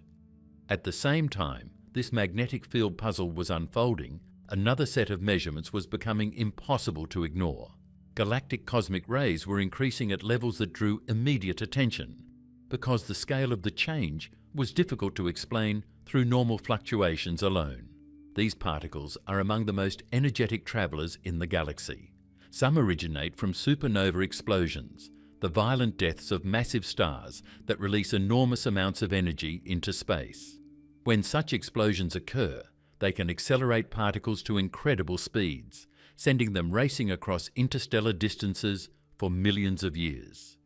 These particles do not belong to the Sun, they belong to the galaxy. They travel through the Milky Way carrying information about some of the most powerful events occurring far beyond our solar system. Inside the heliosphere, the Sun provides a degree of protection against many of these particles. The solar wind and the magnetic field carried with it create a kind of shield that reduces the number of galactic cosmic rays reaching the inner solar system. This shielding is not perfect, but it is significant. Earth, the planets, and everything else inside the heliosphere exist within this protective bubble. For decades, scientists understood that the heliosphere acts as a barrier against a portion of the high-energy radiation moving through the galaxy. But Voyager's measurements revealed that the effectiveness of this shield might have been greater than many people realized. As the spacecraft approached and crossed the heliopause, the number of galactic cosmic rays it detected rose sharply. This was not a gentle increase spread evenly over long periods. The rise was dramatic enough to stand out clearly in the data. Suddenly, Voyager was being exposed to a much stronger population of energetic particles than it had encountered while deep inside the heliosphere. This change provided some of the strongest evidence that the spacecraft had entered a fundamentally different environment. The Sun's protective influence was no longer dominating the local region around Voyager in the same way. The spacecraft was now experiencing conditions shaped much more directly by the galaxy itself. The implications of that discovery extended far beyond the Voyager mission. If the heliosphere was blocking more galactic radiation than expected, then it played an even more important role in shaping the radiation environment throughout the solar system. Every planet orbiting the Sun exists within that protective bubble. Every spacecraft operating near Earth benefits from it. Human explorers traveling through deep space benefit from it. Voyager's measurements were revealing how dramatically conditions could change once a spacecraft moved beyond that shield. The difference between being inside the heliosphere and outside it was becoming clearer with every new set of observations. Researchers also became increasingly interested in what these cosmic ray measurements revealed about interstellar space itself. The particles reaching Voyager had travelled extraordinary distances before arriving at the spacecraft. Some had likely been accelerated by events that occurred long before human civilization existed. Others may have originated from regions of the galaxy unimaginably far from the solar system. Voyager was not just measuring local conditions, it was detecting evidence of processes happening across the Milky Way. Every increase in cosmic ray activity offered another glimpse into the energetic environment beyond the Sun's influence. Then another major opportunity arrived in the form of Voyager 2. For years, Voyager 1 had been the focus of discussions about the heliopause because it reached the boundary first. Yet Voyager 2 was still travelling outward along a different path through the solar system. This difference in trajectory would eventually become extremely important because it meant the second spacecraft would approach the heliopause from another direction. If the heliosphere were perfectly symmetrical, scientists would expect broadly similar crossing conditions. If important differences appeared, it would suggest that the structure surrounding the solar system was more complicated than a simple spherical bubble. By 2018, Voyager 2 reached the boundary and entered interstellar space. This moment carried enormous scientific value because it provided something researchers desperately needed: a second crossing. One spacecraft can reveal remarkable information, but a second spacecraft allows comparisons that can expose larger patterns. Almost immediately, Voyager 2 began providing exactly that kind of insight because the data it collected was not identical to the data gathered by Voyager 1. One reason this was so important involved instrumentation. Voyager 1 had suffered the loss of certain capabilities over the years, including limitations affecting direct plasma measurements. Voyager 2 still had a functioning plasma detector when it crossed the heliopause. That meant it could provide information that Voyager 1 could not measure directly during its own crossing. Scientists suddenly had access to a richer set of observations from a second entry into interstellar space, and the results added new layers to the story.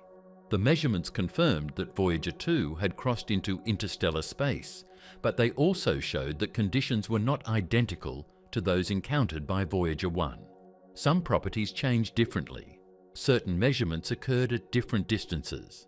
The transition region did not appear to have the exact same structure. Rather than creating confusion, these differences turned out to be extremely valuable because they revealed something important about the heliosphere itself. The solar system's protective bubble was not perfectly symmetrical. It was shaped by forces acting on it from different directions. External pressure, magnetic fields, and the motion of the solar system through the galaxy were all influencing its structure. This realization helped explain why a single simple model had struggled to account for everything Voyager 1 observed. The heliosphere was not a perfectly balanced sphere surrounding the Sun. It was a complex structure responding to conditions in the surrounding galaxy. One side could be compressed more strongly than another. Some regions could experience different magnetic interactions. The boundary could sit at different distances depending on direction. Voyager 2's crossing provided direct evidence that the outer edge of the solar system was far more irregular than early descriptions often suggested: the asymmetry of the solar system's edge.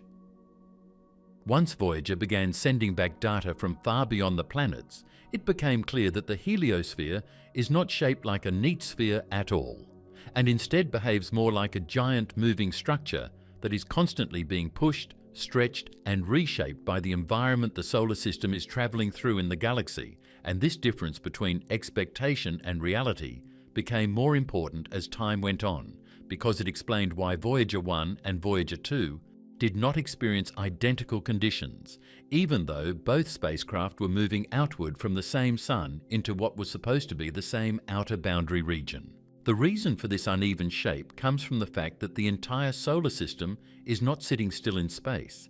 It is moving through the Milky Way at high speed, and as it moves, the solar wind does not expand into a perfectly uniform empty environment. Instead, it pushes into a flowing interstellar medium that has its own pressure, its own density, and its own magnetic field.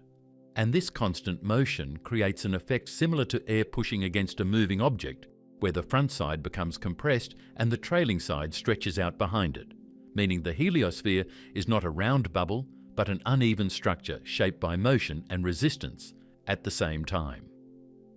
On the side, facing the direction of the solar system's travel through the galaxy, the heliosphere is pushed inward more strongly because the interstellar medium acts like a headwind, increasing pressure and forcing the solar wind to slow down at shorter distances, while on the opposite side, the solar wind can expand more freely, stretching the heliosphere outward into a long-tail-like structure.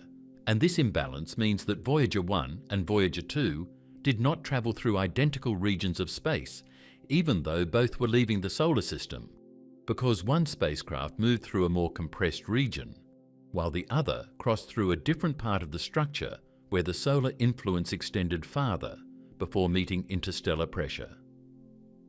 This asymmetry became one of the key discoveries that changed how scientists visualize the outer solar system, because it showed that there is no single uniform boundary around the Sun. Instead, there is a distorted shape that depends on direction, solar activity, and the conditions of the surrounding galaxy. And this explains why measurements from different spacecraft can show variations that at first seem inconsistent, but actually reflect real structural differences in the heliosphere itself, rather than errors in the data or problems with the instruments. The deeper researchers studied this uneven structure, the more they realized that the outer edge of the solar system is not just a simple dividing line, but a dynamic shape that responds to external pressure from interstellar space, while also being constantly pushed outward by the solar wind. And this constant push and pull creates a structure that is stable in a general sense, but highly uneven in detail, meaning that the boundary can sit at different distances depending on direction and can shift over time as solar activity changes.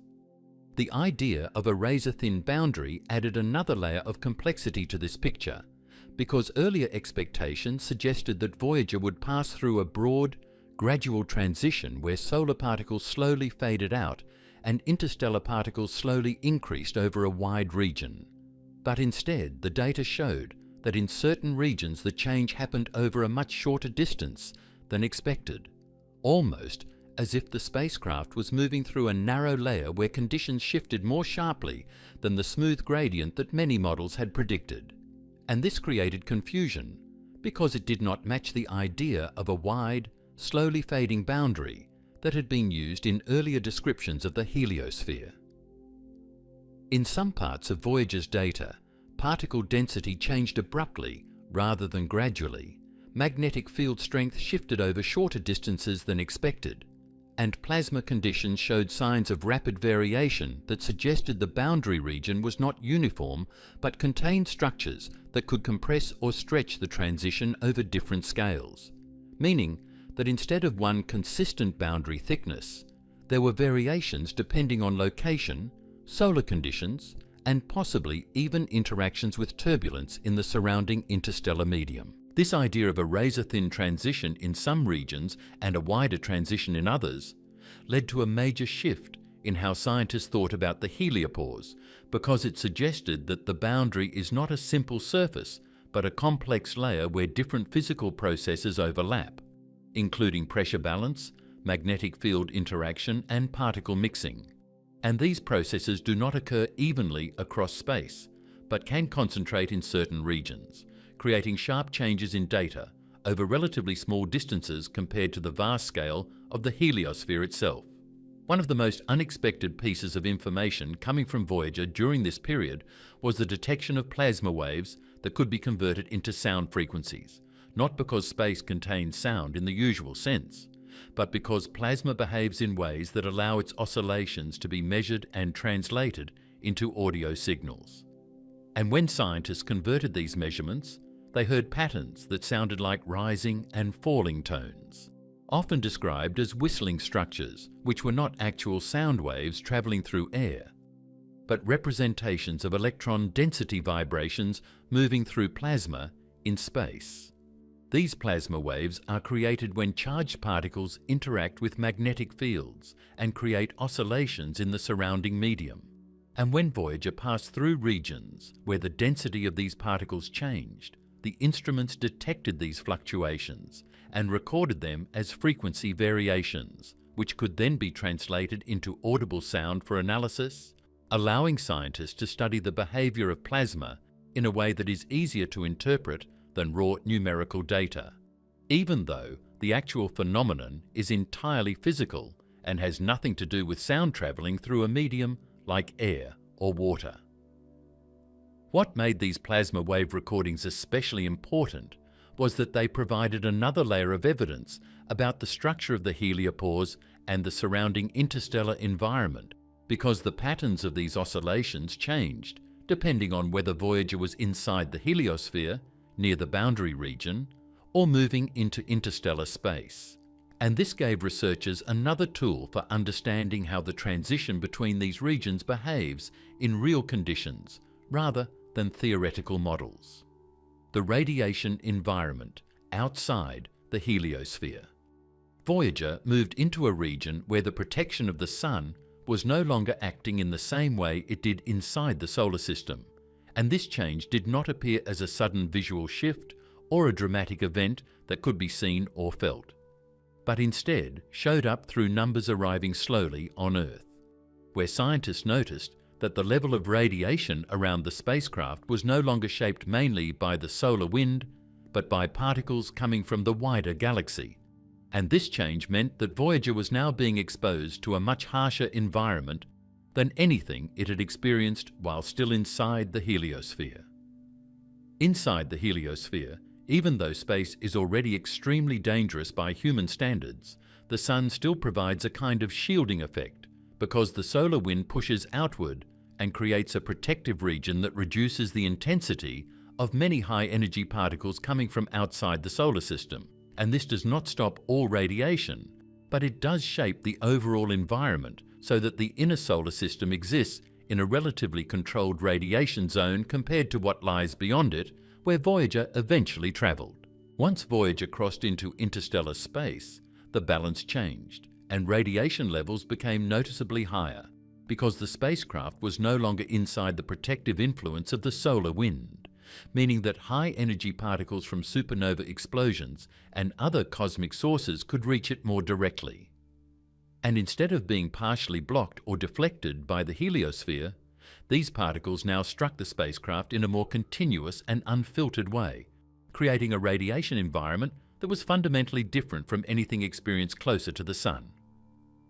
This increase in radiation was not just a small adjustment in measurement, but a shift in the entire background environment surrounding Voyager, where instead of a solar-dominated particle field, there was now a mix of galactic particles moving in multiple directions, each carrying significant energy, and each representing processes happening far beyond the solar system.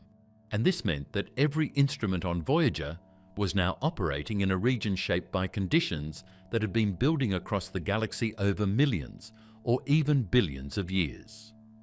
For future deep space missions, this change is not just a scientific detail, but a critical engineering concern, because any spacecraft leaving the heliosphere will have to deal with this higher radiation environment, which can affect electronics, sensors, and long-term system stability, meaning that understanding exactly how radiation levels change beyond the solar bubble is not just about curiosity, but about designing systems that can survive in environments where high-energy particle bombardment becomes a constant background condition rather than a filtered one. Inside the heliosphere, there is also a structured region where conditions change gradually rather than suddenly, and this is often described as a set of layers rather than a single boundary. Because as the solar wind travels outward, it does not simply stop at a single point, but passes through several distinct regions that behave differently under solar pressure and interaction with interstellar space. And these regions include the termination shock, where the solar wind slows down significantly, the heliosheath, where the slowed solar wind becomes turbulent and compressed, and finally the heliopause, where the solar wind pressure balances with interstellar pressure and the influence of the Sun becomes much weaker compared to the surrounding galaxy. Each of these layers behaves differently because the physical conditions inside them are not the same, and the solar wind does not maintain a constant speed or density as it moves outward. Instead, it interacts with itself and with external pressure, creating changes in particle density, magnetic field strength, and plasma behavior that vary depending on distance from the Sun and local conditions in space, which means that Voyager was not crossing a single simple border, but moving through a complex structure that had multiple stages before reaching true interstellar space. The termination shock is the first major change region where the solar wind slows down abruptly because it begins to encounter resistance from the interstellar medium. And this slowing creates a shock-like effect where particles pile up and energy is redistributed, leading to a region of increased turbulence and changes in particle density that were later measured directly by Voyager 1 and Voyager 2 during their journeys outward, confirming that this region is not smooth, but filled with dynamic activity. Beyond that lies the heliosheath, which is a thick region of slowed and compressed solar wind that continues outward flow, but in a much more chaotic and mixed form, where particles move in complex patterns rather than the steady outward flow seen closer to the Sun. And this region acts as a buffer zone between the inner heliosphere and the interstellar medium, meaning that Voyager spent many years travelling through this area before reaching the final boundary where the solar influence weakens significantly.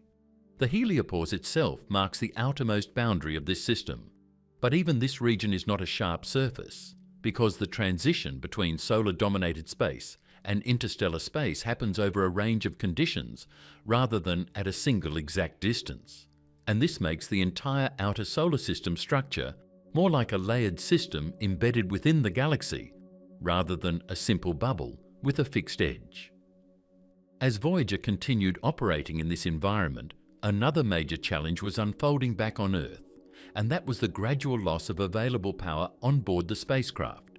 Because Voyager is powered by radioisotope thermoelectric generators, or RTGs, which produce electricity through the natural decay of plutonium, and over time, this decay process becomes weaker, meaning that the spacecraft produces less power every year. And this slow decline directly affects how many instruments can remain active at any given time. At launch, Voyager carried a full set of scientific instruments designed to study planets, moons, magnetic fields, radiation, and plasma environments. But as the mission continued far beyond its original expected lifetime, engineers had to make decisions about which instruments could remain active and which had to be shut down in order to conserve power for the most critical measurements. And this process happened gradually over decades as power levels continued to drop.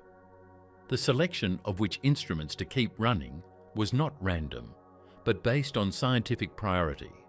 And as Voyager moved farther from the Sun, instruments like the plasma science experiment, the cosmic ray detector, and the magnetometer became the most important, because they were directly responsible for measuring the key properties of the boundary region and interstellar space, while other instruments that were useful closer to planets were no longer essential in deep space conditions where planetary observations were no longer possible.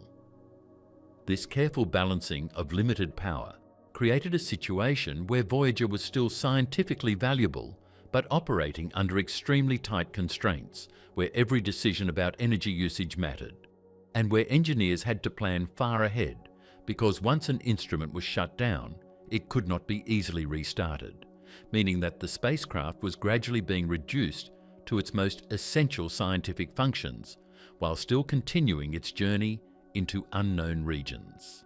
At the same time, communication with Voyager became one of the most challenging technical tasks in space exploration because of the extreme distance involved, where signals sent from Earth take more than 20 hours to reach the spacecraft, and another 20 hours to return, meaning that any command or data transmission involves a delay of nearly 2 days before a full exchange can occur. And this delay makes real-time control impossible and forces mission teams to operate with long planning cycles rather than immediate responses.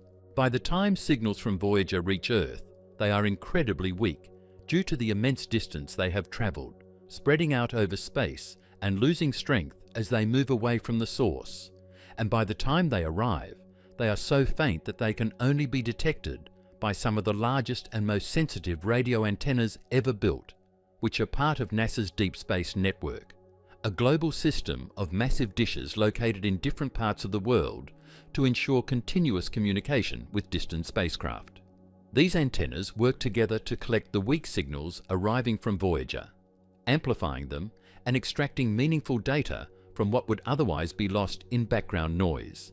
And this process requires extremely precise alignment and signal processing, because even small errors can make the difference between successfully receiving data or losing it completely, especially when dealing with a spacecraft operating at the edge of interstellar space, where signal strength is at its absolute limit. The interstellar wind interaction. Voyager's data from the far outer region of the solar system started showing something that did not match the simple picture of space being calm and still once you move far enough away from the sun. Because instead of finding a quiet, uniform environment beyond the heliopause, the measurements pointed to a region that was still active, still moving, and still shaping the particles traveling through it in ways that were not fully expected from earlier models. And this shift in understanding came from repeated readings that showed the interstellar medium itself is not a fixed background, but a moving flow of gas and magnetic fields that interacts directly with the solar system as it travels through the galaxy. The first important detail came from how Voyager measured changes in particle density and flow direction. Because if interstellar space were truly static in relation to the solar system, then once Voyager crossed the heliopause, the particle environment should have become relatively stable and consistent over time. But instead, the data showed variations that suggested movement on a large scale, meaning that the space outside the heliosphere is not sitting still, but has its own motion relative to the Sun. And this motion creates a kind of interstellar wind that pushes against the heliosphere in a constant and uneven way. This interstellar wind is not like wind on Earth that moves through air in a single direction. Instead, it is made up of extremely thin hydrogen and helium atoms mixed with charged particles and magnetic fields that drift through space at large scales. And even though the density is incredibly low compared to anything familiar on Earth, the sheer size of these flows means they still carry enough pressure and structure to affect how the heliosphere behaves, especially at its outer boundary, where the solar wind is already weakened and more sensitive to external forces. As Voyager moved deeper into this region, the measurements showed that the interaction between the outgoing solar wind and the incoming interstellar material was not a simple collision, but a complex exchange where pressure gradients formed across large distances, meaning that instead of a single clean dividing line between solar space and interstellar space, there are regions where both influences overlap and create compression zones where particles are squeezed, redirected and redistributed depending on local conditions in space. These compression zones became one of the key surprises in the data, because they showed that the heliosphere is not just a bubble pushing outward into empty space, but a structure constantly shaped by what it moves through, where the surrounding interstellar medium applies pressure unevenly across different regions, causing distortions that change how the boundary behaves depending on direction, time, and solar activity. And this explains why measurements from Voyager did not always match simple predictions based on earlier simulations. Inside these interaction regions, particles do not behave in a simple or uniform way, because the solar wind particles and interstellar particles begin to mix in complex patterns influenced by magnetic fields and changing pressure conditions. And this mixing creates turbulence that affects both particle density and energy distribution, meaning that instead of seeing a smooth transition from one environment to another, Voyager recorded variations that suggested active physical processes occurring right at the edge of the heliosphere. These observations directly challenged long-standing simulations that have been used to model the outer solar system, because many of those models assumed that the interstellar medium would act as a relatively steady background against which the solar wind gradually fades. But Voyager's measurements showed that the reality is more dynamic, with both the heliosphere and the interstellar medium influencing each other in real time, creating a system where neither side is completely passive and both contribute to shaping the boundary region. As the data continued to arrive, researchers noticed that particle behavior beyond the heliopause did not match earlier expectations based on how particles were thought to move through interstellar space, because instead of a simple distribution of low-density particles drifting steadily through the galaxy, Voyager detected changes that suggested localized structure and interaction effects, meaning that even in the extremely thin environment of interstellar space, there are still variations in density, pressure, and magnetic influence that affect how particles move and how they are distributed across large distances. One of the most important implications of this was that the heliosphere does not sit in isolation, but interacts continuously with a surrounding medium that has its own structure and motion, meaning that the boundary between solar space and interstellar space is not a fixed dividing line, but a constantly shifting interface shaped by two large-scale flows moving relative to each other, and this interaction produces effects that cannot be fully captured by simplified models that treat interstellar space as uniform or static. Voyager's measurements also showed that the direction and strength of magnetic fields beyond the heliopause were not behaving exactly as expected in older simulations, because instead of a sudden and complete change from solar magnetic influence to galactic magnetic influence, there were regions where the fields appeared to interact or align in ways that suggested a more gradual and structured transition. And this raised important questions about how magnetic fields from different sources interact when they meet at large scales in space.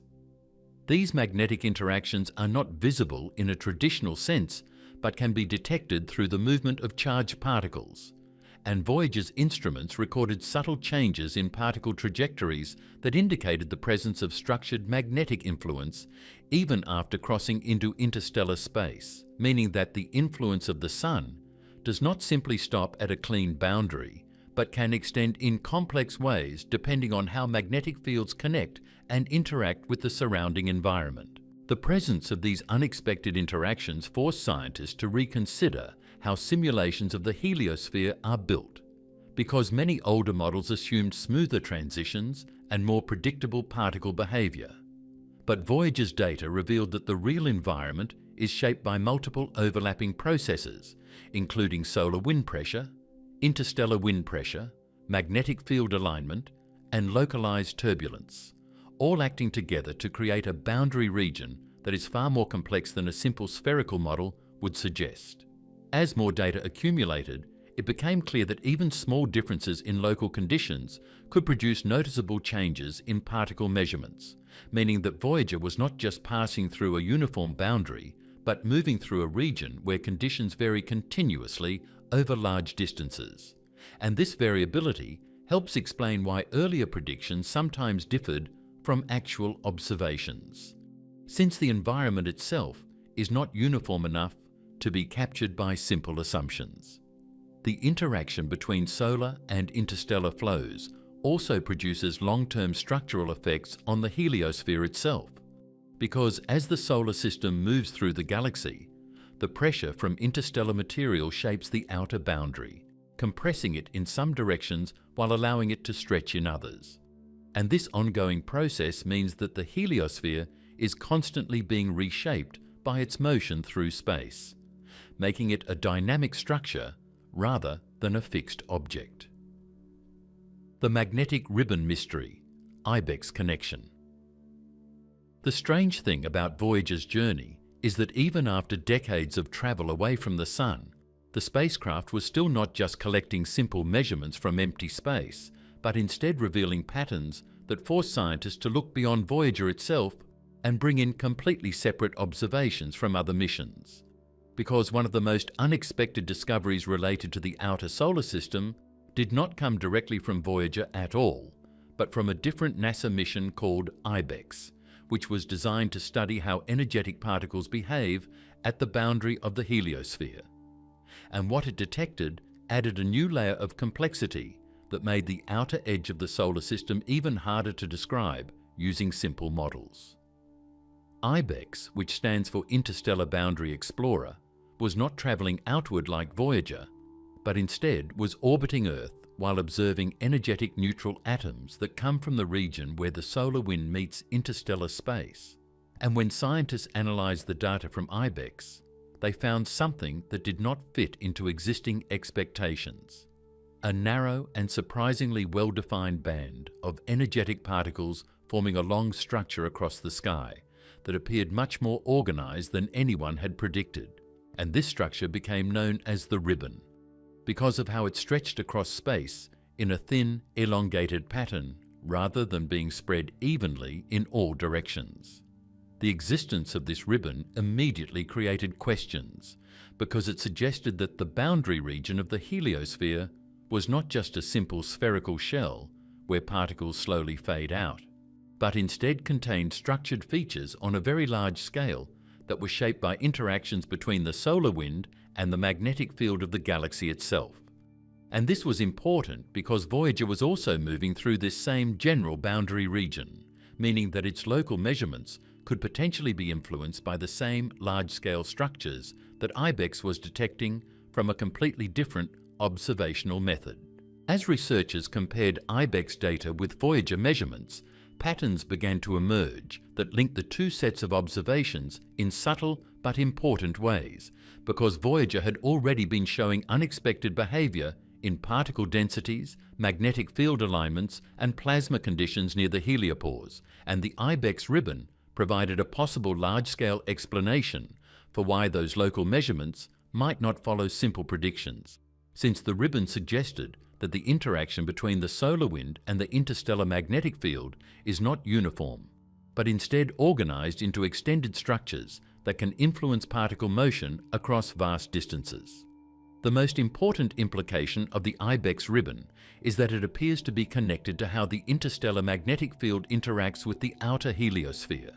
Because when the solar wind expands outward and reaches the region where it meets interstellar space, the magnetic fields from both environments do not simply collide and stop. Instead, they can align, stretch, and reshape each other depending on their relative direction and strength. And in certain configurations, this interaction can create regions where energetic particles are concentrated, forming a visible pattern when viewed from a distance, even though no human eye could ever see it directly in space. Voyager's measurements added support to this picture, because as the spacecraft moved deeper into interstellar space, it continued to record changes in particle behaviour that were consistent with a structured boundary region rather than a completely uniform transition, meaning that instead of a simple fading of solar influence, there were signs of organised processes shaping how particles move and where they accumulate, and this matched the general direction suggested by IBEX observations, even though the two missions were using completely different methods and were not designed to study the same phenomenon in the same way. What makes this especially important is that the IBEX ribbon is not a small or localized feature, but a large-scale structure that stretches across a significant portion of the sky, meaning that whatever is creating it must be happening on a scale that involves the entire heliosphere interacting with the surrounding galactic environment. And this reinforces the idea that the boundary of the solar system is not a simple edge, but a wide interaction zone where magnetic fields and particle flows are constantly shaping and reshaping the structure over time. As more data from Voyager accumulated, scientists began to see that the spacecraft was not just crossing a simple boundary, but moving through a region influenced by these large-scale effects. And this helped explain why some of the particle and magnetic field readings did not match earlier expectations. Because if the heliosphere is embedded in a structured interstellar magnetic field that has its own alignment and direction, then the transition between solar and interstellar space would naturally reflect those larger patterns, rather than forming a clean and isolated boundary. This connection between IBEX and Voyager also highlighted something important about how space exploration works when studying regions that cannot be directly observed visually, because no single spacecraft can capture the full structure of something as large and complex as the heliosphere. So scientists have to combine different types of data from different missions, each one providing a piece of the larger picture. And in this case, IBEX provided a wide field view of energetic particle structures, while Voyager provided direct local measurements from inside and beyond the boundary region. And together these datasets began to reveal a more complete understanding of how the solar system interacts with the galaxy. One of the key conclusions drawn from this combined evidence is that the outer edge of the solar system is not a solid or fixed boundary, because Voyager's data shows that conditions change gradually and sometimes unevenly over distance, while IBEX data shows that large-scale structures exist that shape how those changes appear from different perspectives. And together, these findings point toward a boundary that behaves more like a dynamic interaction zone than a simple dividing line, where solar and interstellar influences continuously meet and adjust to each other, rather than stopping abruptly at a single point in space.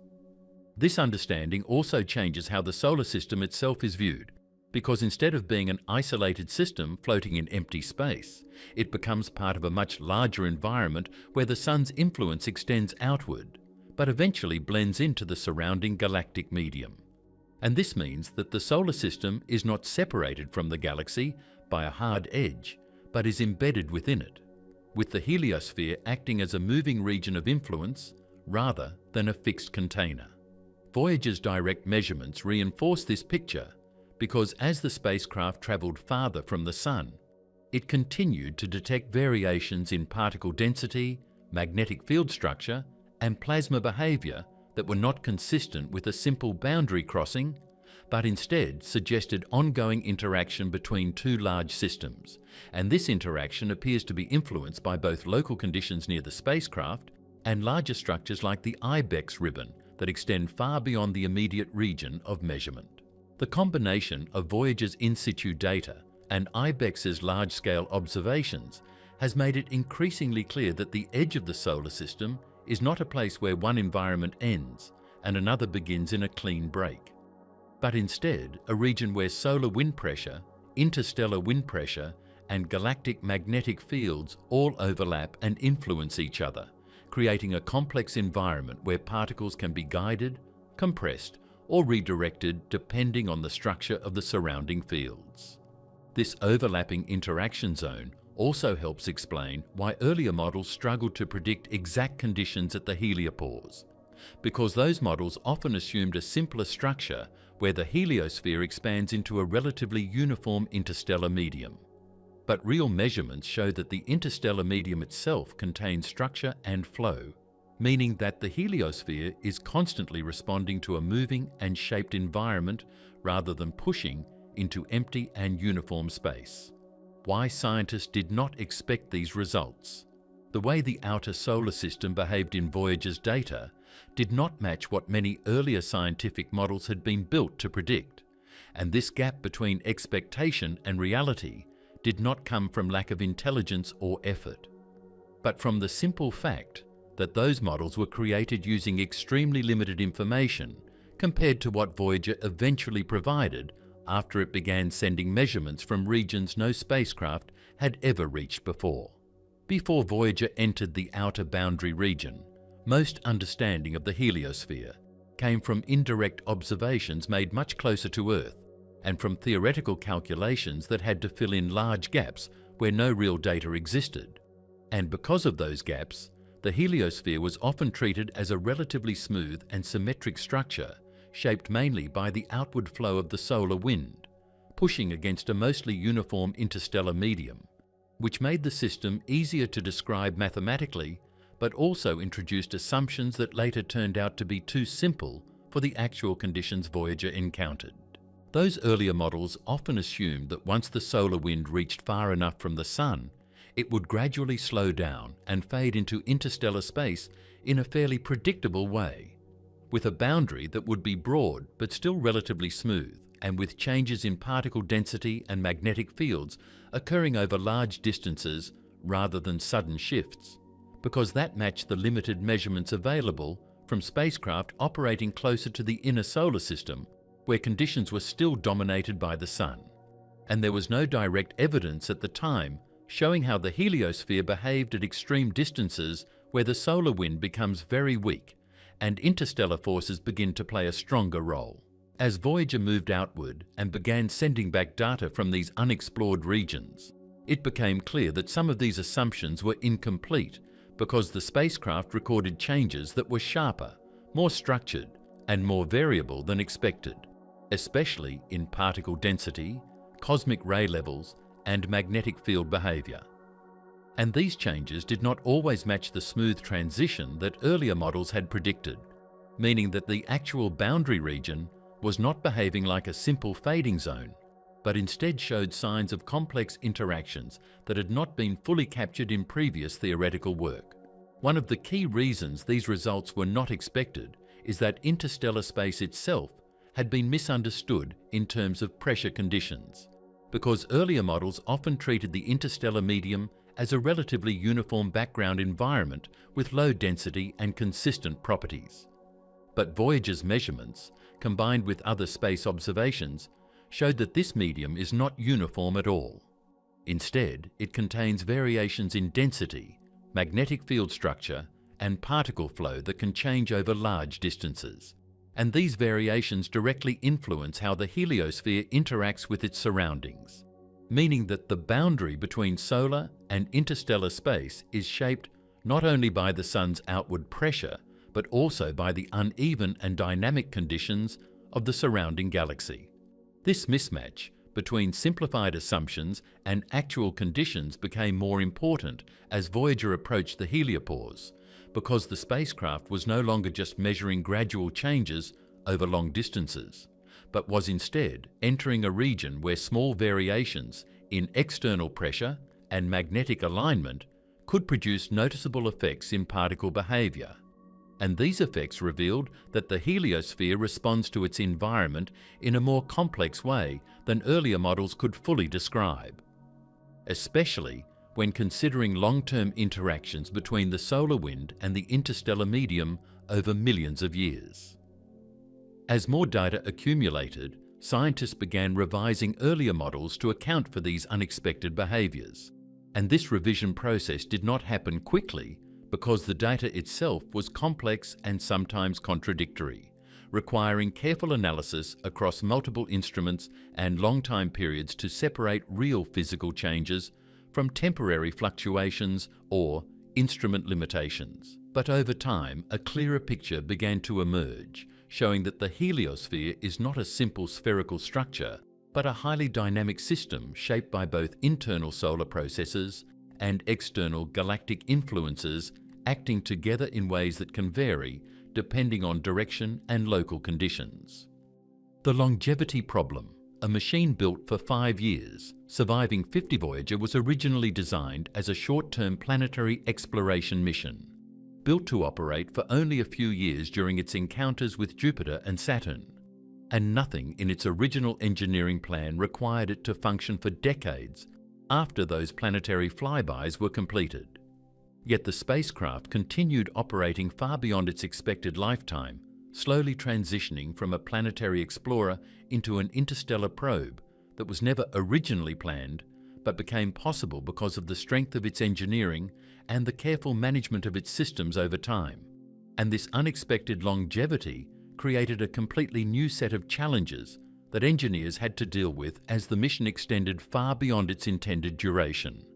One of the main challenges comes from radiation damage accumulating over time, because as Voyager travels through space, its electronics are constantly exposed to high-energy particles from the Sun and from cosmic sources.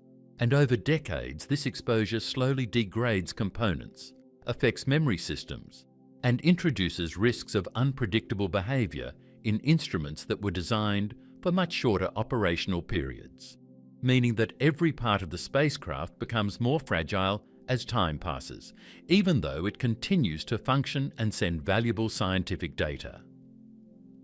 Another issue is the gradual decline of the spacecraft's memory systems, where long-term exposure to radiation and extreme temperature conditions can affect how data is stored and processed on board, creating risks that bits of information could become corrupted or that commands might not execute exactly as intended.